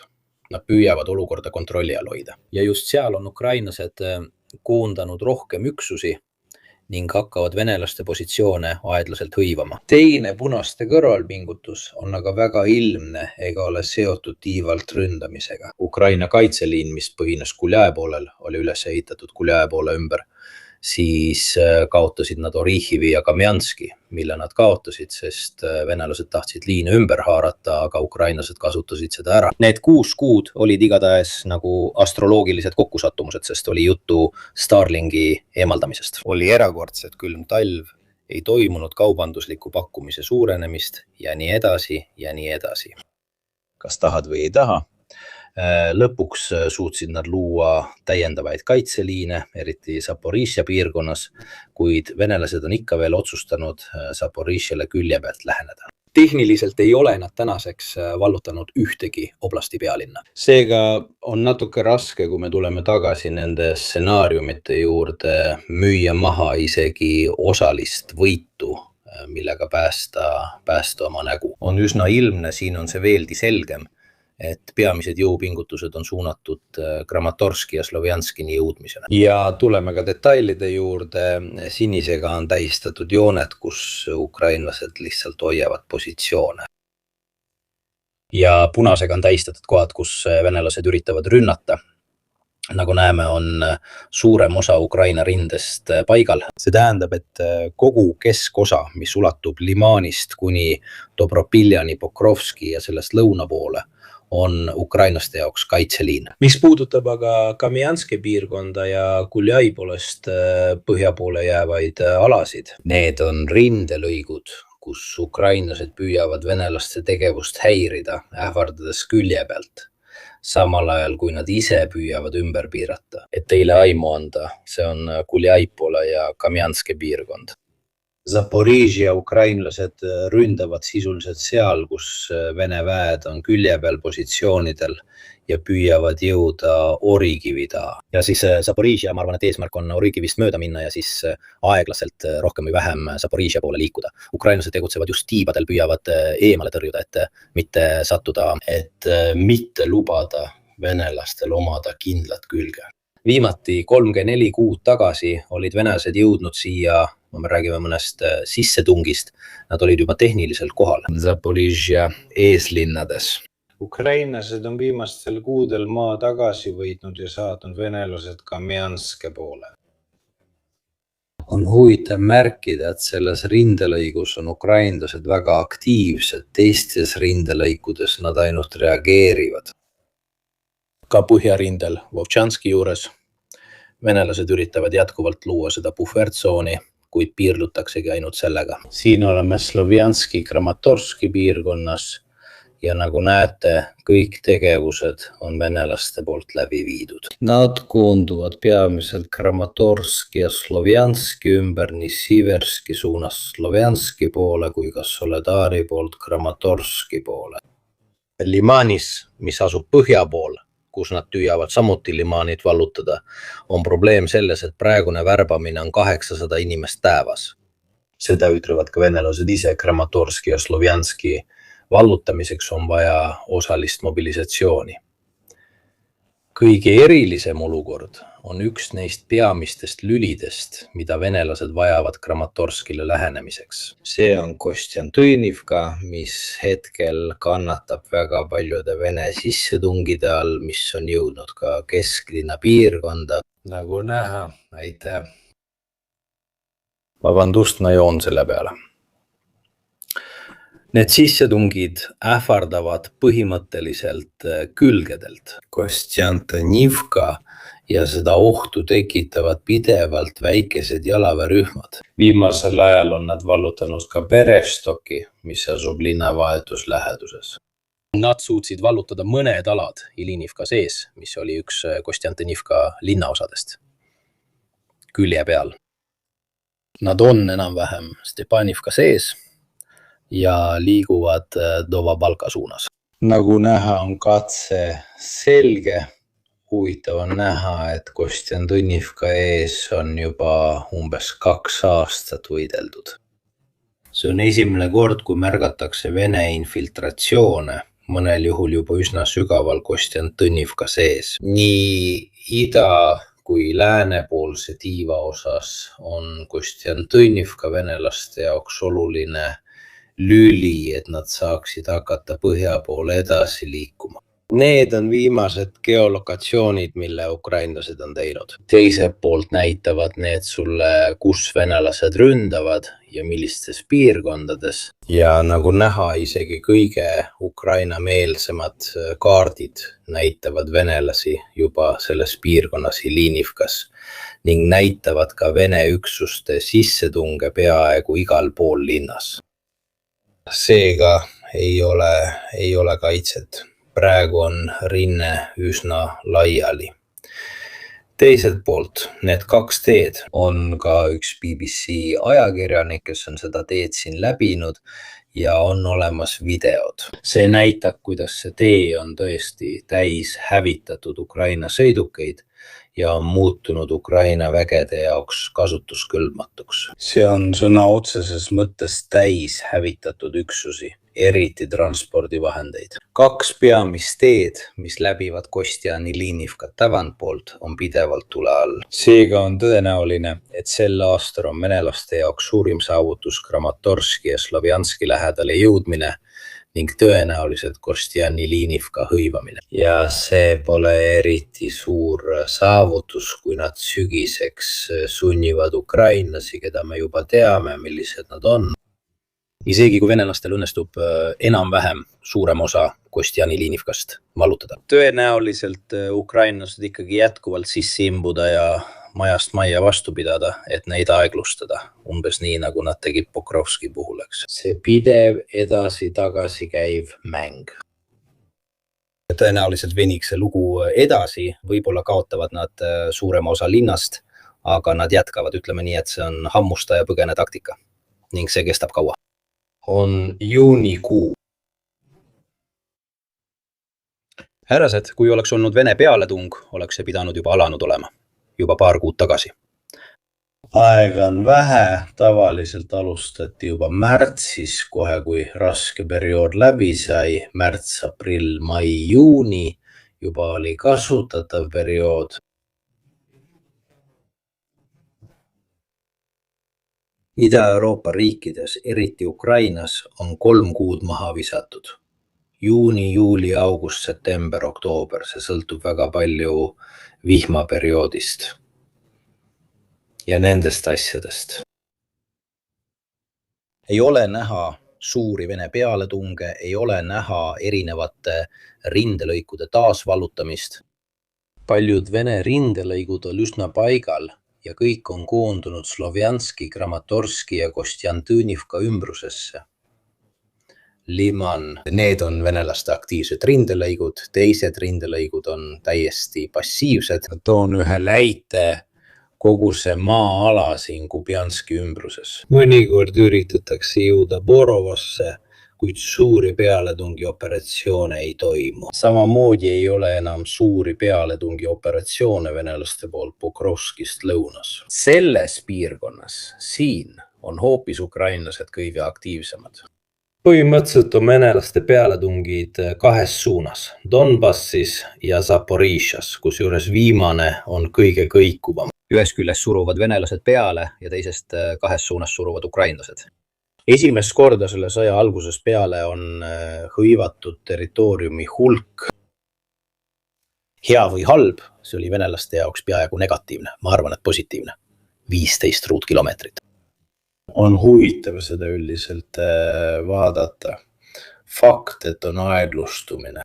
Aga ma ütlen alati, vaadake ka selle maa kvaliteeti, mis on ühelt ja teiselt poolt võetud. Sest kui ma võtan 15 kilomeetri põlde, on see erinev sellest, kui võtta 15 kilomeetri 2 Entro, Anto Kostjantinivka. Nii raskusastme kui ka maa väärtuse poolest.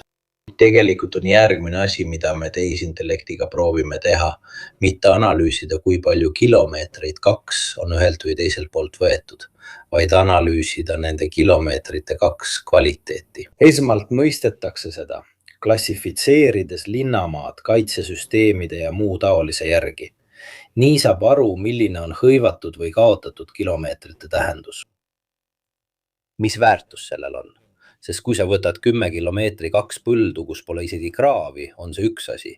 Aga kui sa võtad 10 kilomeetri 2 linnast, on see hoopis teine asi. Seega tuleks see jagada mingi mudeli järgi, jah, huvitav, sest see jagatakse mudeli järgi, mudel peab. Meil on kõikide süsteemide kaardistus olemas, seega pole probleemi. Alates tankitõrjekraavidest kuni kaevikute ja okastraadini, seega saame hinnata maapinna kvaliteeti. See hõlmab 3 tüüpi kaitserajatisi, ainult okastraat, tankitõrjekraavid või ainult kaevikud. Ja juba selle põhjal saad teha vastava klassifikatsiooni. Teine asi on see, kas tegemist on kõrgendikuga või linnamaastikuga. Ja juba suudab anda palju realistlikuma hinnangu minu arvates, eriti kui see hõlmab üht väga olulist aspekti. Sest võib-olla on tegemist linnamaastikuga, aga näiteks ainult 10 majaga külaga, eks. See on hoopis teine asi, kui see asub näiteks Ivkas. See võimaldab meil tulevikus teha parema hinnangu, eristudes kõigist neist, kes lihtsalt kaardikesi teevad. Pluss 10 kilomeetrid, miinus 10 kilomeetri lihtsalt kilomeetrite või ruutkilomeetrite mõttes, aga ilma maastiku või pinnase hindamiseta. Võrreldes selle taktikalise või strateegilise väärtusega, mis tal on, saad aru. Ka meie areneme. See on minu arvates huvitav viis, kuidas paremini hinnata läbisõidu teemat. Natuke nagu ma olin alati vastu sellele kuulsale jutule. Võetud kilomeetrit ja kilomeetrit 2 arvu puhul tuleb vaadata, kus need on võetud. Kas need on kilomeetrit 2, kus on 50 kilomeetrit kaevikuid, kraave ja nii edasi. On ilmne, et samm on aeglasem, nagu on ilmne ka see, et kui keegi sellest süsteemist üle saab, oleks edasiliikumine paratamatult kiirem. Seega tuleb alati vaadata asju ainult kilomeetri 2 seisukohalt, ilma maastiku hindamata. Sellel pole eriti mõtet, sest muidu võiks sama öelda ukrainaste kohta, kes on nüüd umbes 6 kuud Kamjanske suunas survestanud ja on vallutanud vaid mõned kilomeetrid ja see on arusaadav, sest venelased on kõik kaitsesüsteemid enda kätte saanud. Need olid kunagi Ukrainast omad. Seega tuleb neid hinnanguid alati anda, püüdes neid paremini andmetega põhjendada. Näete, see ongi see süsteem. Kui ma üksused eemaldan, siis see on kaitsesüsteem, mille me oleme satelliidipiltide abil kaardistanud. Ma ei teagi enam, kui palju neid on, neid võib olla umbes 300 000, et teile aimu anda. Neid on nii palju, et nende nägemiseks peate teatud suuredusastmele minema, muidu muutub see väga raskeks. See kiht ja kui keegi lähemalt vaatab, näeb ta täpselt, mis need on, kas need on kindlustused, kindlustussüsteemid ja nii edasi ja nii edasi. See on väärtuslik, sest see aitab sul mõista selle maa väärtust, kui keeruline on seda vallutada ja nii edasi. Nii et peamine teema ongi see stsenaarium.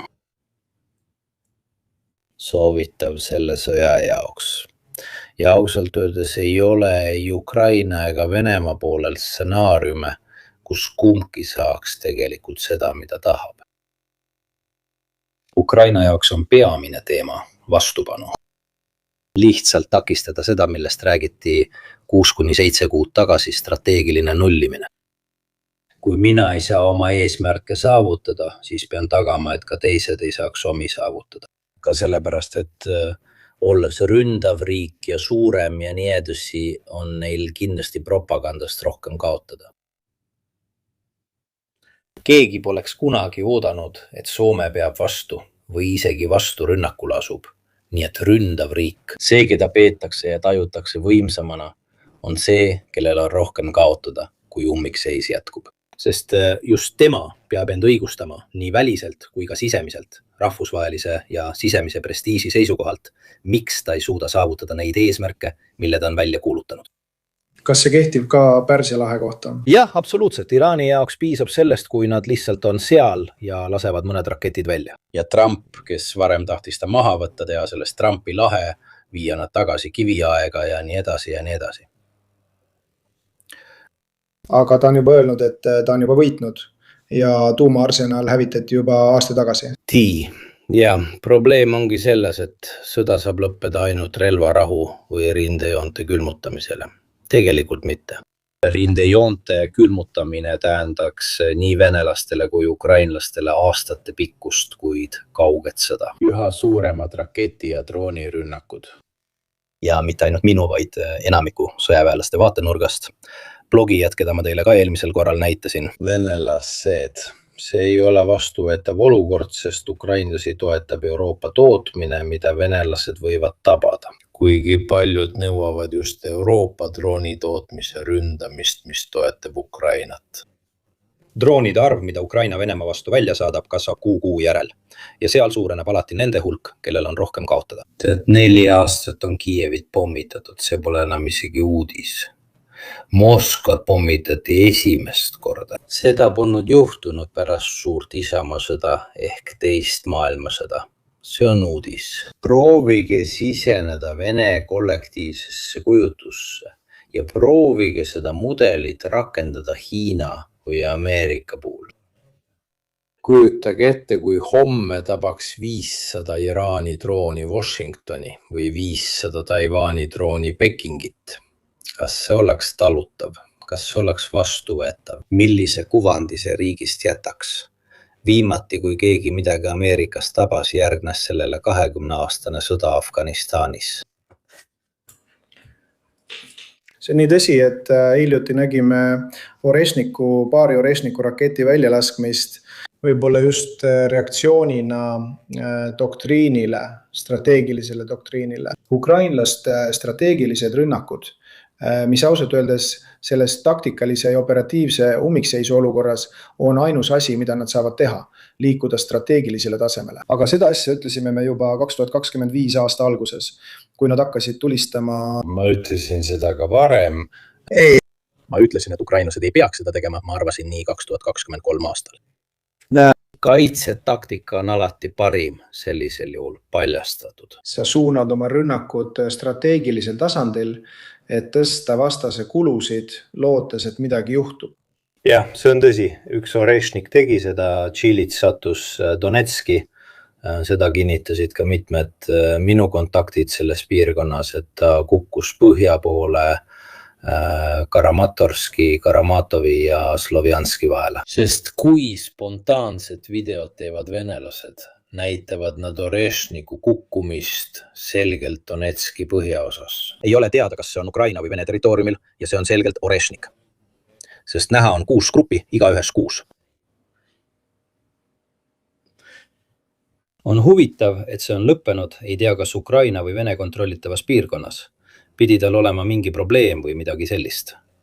Nagu huvitav on ka see teine. Teine Orešnik lasti välja baasis, mis asub 80 kilomeetri kaugusel Kiievist. Juhtumisi oli see lennujaam, aga ta ei tabanud isegi lennujaama. Tegelikult tabas ta mõningaid kõrvalisi angaarid ja nii edasi. Teisalt jääb alati kahtlus. Ja see on hüpotees, millest me rääkisime Lansaraga omavahel. Nende geneetiliste löökide laskumiskiirus oli väga erinev esimesest Orešnikust. Väga erinev. Liiga erinev. Või äkki filmiti neid kaugemalt? Ei, on olemas kaadrid, neid filmiti ka nüüd lähemalt. Isegid. Ma oletasin teistsugust rünnaku geomeetriat, sest kui need ei ole väga vertikaalsed ja on rohkem kaldu... Võib-olla nad sai vähem kiirust tõenäoliselt, aga oli laskumises tohutu erinevus. Nende kineetika, mida olime näinud, kui nad tabasid Dniprot, nendega võrreldes olid need nii aeglased, et meenutasid mulle peaaegu neid Iraani submoona, mida oleme näinud. Ja ometi tegu on siiski selgelt Oreshnikuga. Ma oletasin, et nad oleksid võinud paigaldada lõhkepea võib-olla raketile, mis ei olnud Oreshnik ja millel seda pole. Kuna venelastel on sageli see modulaarse ülesehituse teema, millel on mõte sees, ehk siis võimalus paigaldada lõhkepea erinevat tüüpi rakettidele. Võimalik, et nad kasutasid raketti, mis lihtsalt saavutab väiksema kiiruse ja väiksema kõrguse ning seetõttu jõudsid lõhkepead paratamatult väiksema kineetilise energiaga kohale. Samuti on näha, et trajektoor on laugem. Kui vaatate neid, mis tulistati Dnipro suunas, siis need olid peaaegu täiesti vertikaalsed, aga siin oli näha, et nad saabusid märksa ballistilisemal trajektoorile. Nii et sa ütled, et võib tõesti jõuda otsese NATO ja Venemaa kokkupõrkeni. Tuumaohtu ei ole, kumbki pool ei läheks tuumarelva kasutamiseni. Just sellest räägitaksegi. Kui jäädakse klassikalise konflikti juurde, siis probleem on selles, et klassikalise kokkupõrke jaoks pead sa ise julgelt ette astuma. Ja see ongi mängu mõte. Venelased ja Putin, eriti Putin. Asi on selles, et venelastel on tõenäoliselt pärast kõiki neid aastaid ikka veel julgust minna kaevikusse võitlema. Mina ei näe seda eriti juhtumas, et itaallased saadaksid 10 000 meest Eestit, Lätit või Leedut vabastama. See oleks väga ohtlik risk. Aga venelastel ei ole enam eriti palju võimalusi leida stsenaarium, kus nad saavutaksid selle tulemuse, mille nad alguses endale seadsid. Täielik mobilisatsioon ehk miljonid mehed on ülimalt kulukas ja logistiliselt ning poliitiliselt teostamatu. Osaline mobilisatsioon annab sulle natuke kütust juurde. Aga need ei ole 300 000 meest, kes seda muudaksid, sest see tähendaks lihtsalt uut 2025 või 2024 aastat. Aitäh! Kulumise teema. Ukrainlased püüavad oma suuremad tegevused siduda ainult võimaluste tekkimisel. Nad on loobunud territoriaalsetest vallutustest ja pealetungidest, et säilitada status quo. Ja ma usun, et seda jätkub kaugteel, üha rohkem droone, üha rohkem rakette, välja arvatud juhul, kui üks 2 riigist teeb otsuse ja viib läbi tõeliselt suure mobilisatsiooni. See töötab aga paremini siis, kui avad teise rinde, täiesti erineva rinde, kus ei ole kindlustusi, kus ei ole midagi muud ja nii edasi. Sest kui sa viskad 300 000 meest laiali mööda praeguseid rindejooni, siis ei juhtu sellest midagi erilist. Paradoks ongi selles, et ühest küljest on nad tõrksad ja lisaks panevad end olukordadesse, kust nad ei suuda enam välja tulla. Nii et minu arvates jätkub see lihtsalt samamoodi, muutub aina kaugemaks ja sisemiselt läheb olukord järjest raskemaks. Vene kommentaatorite vaatenurgast on selle olukorra seedimine, sisemine võiklus. Võidavad karmikäelised, võidavad need niinimetatud mõõdukad, sest see ongi sisemine võitlus. See vastus on koos Orešnikuga. aga kas Orešnikud siis tegelikult teevad nii palju kahju? Minge vaadake ise, punased ütlevad, et see kukutab maja kokku, teeb 4-korruse sügavuse augu, seega 15 meetrit maa alla. Minge vaadake ise. Kraatrid, mis nad on teinud, on olnud ainult 2,5-3 meetri sügavused. Nüüd maja puhul muidugi sa võid selle kõigist korrustest läbi lasta, aga need inertsed laskemoonad ja nii edasi, kui sa tulistad neid lennubaasi pihta. Mis sa nendega teed? Need on nii suured, nii laiad, et teed paar auku, mis mõne tunni jooksul parandatakse. See töötab, kui on mingit spetsiaalset varustust või kui kasutatakse tuumarelvi, aga mitte kineetilisi. Kineetiliste puhul see ei toimi. Saad neid kasutada pehmete pinnmärkide jaoks, nagu sadamad, rafineerimistehased, lennujaamad, mis ei ole kindlustatud rajatistes. Ja Millennium 7 Augusto arvutas, et iga Orešniku lõhkepea on jõult umbes sama tugev kui Mark 84. Jah, aga teistsuguse toimega, sest see ei plahvata. Aitäh. Viimane küsimus ja siis pean lõpetama. Mis puudutab Taurus-rakette, siis on uudiseid. Nimelt on nende taktikaline kasutus väga piiratud. Ma arvan, et ukrainlased eelistasid rohkem arendada droonitehnoloogiat, kasutada ka droone koos õhupallide vabastamisega, et rünnata sügavamal asuvaid sihtmärke. Mitte Taurus-rakette nagu aimasid, mida sageli nende asjade jaoks kasutati. Ladu, kasarmu, mõni väärtuslik sihtmärk. Viimasel ajal tehakse seda droonidega, sest ikkagi on dialoog piiratud kogustes. Nii et see pole nagu... Ja Taurusel on eriline lõhkepea, mida nimetatakse 2 lõhkeainega lõhkepeaks. Suures osas. Aitäh! Mulle tuleb meelde Approach, mis on samuti tandem tüüpi. Seda kasutatakse peamiselt kaitstud sihtmärkide jaoks. Ja kus seda eksporditi? Lõuna-Koreasse. Huvitav miks? Sest Lõuna-Korea kasutab neid maa-aluste rajatiste või kaitstud punkrite ründamiseks, sealhulgas Põhja-Korea juhtkonna maa-aluste rajatiste vastu võimaliku konflikti korral. Väga spetsiifiline relv. Viimane asi, mina ja Lantsarone oleme 7. kuupäeval kell 17 Cuneos, Nuovo Cuneo juures. Lihtsalt kirjutage Nuovo Cuneo ja see leiab selle üles.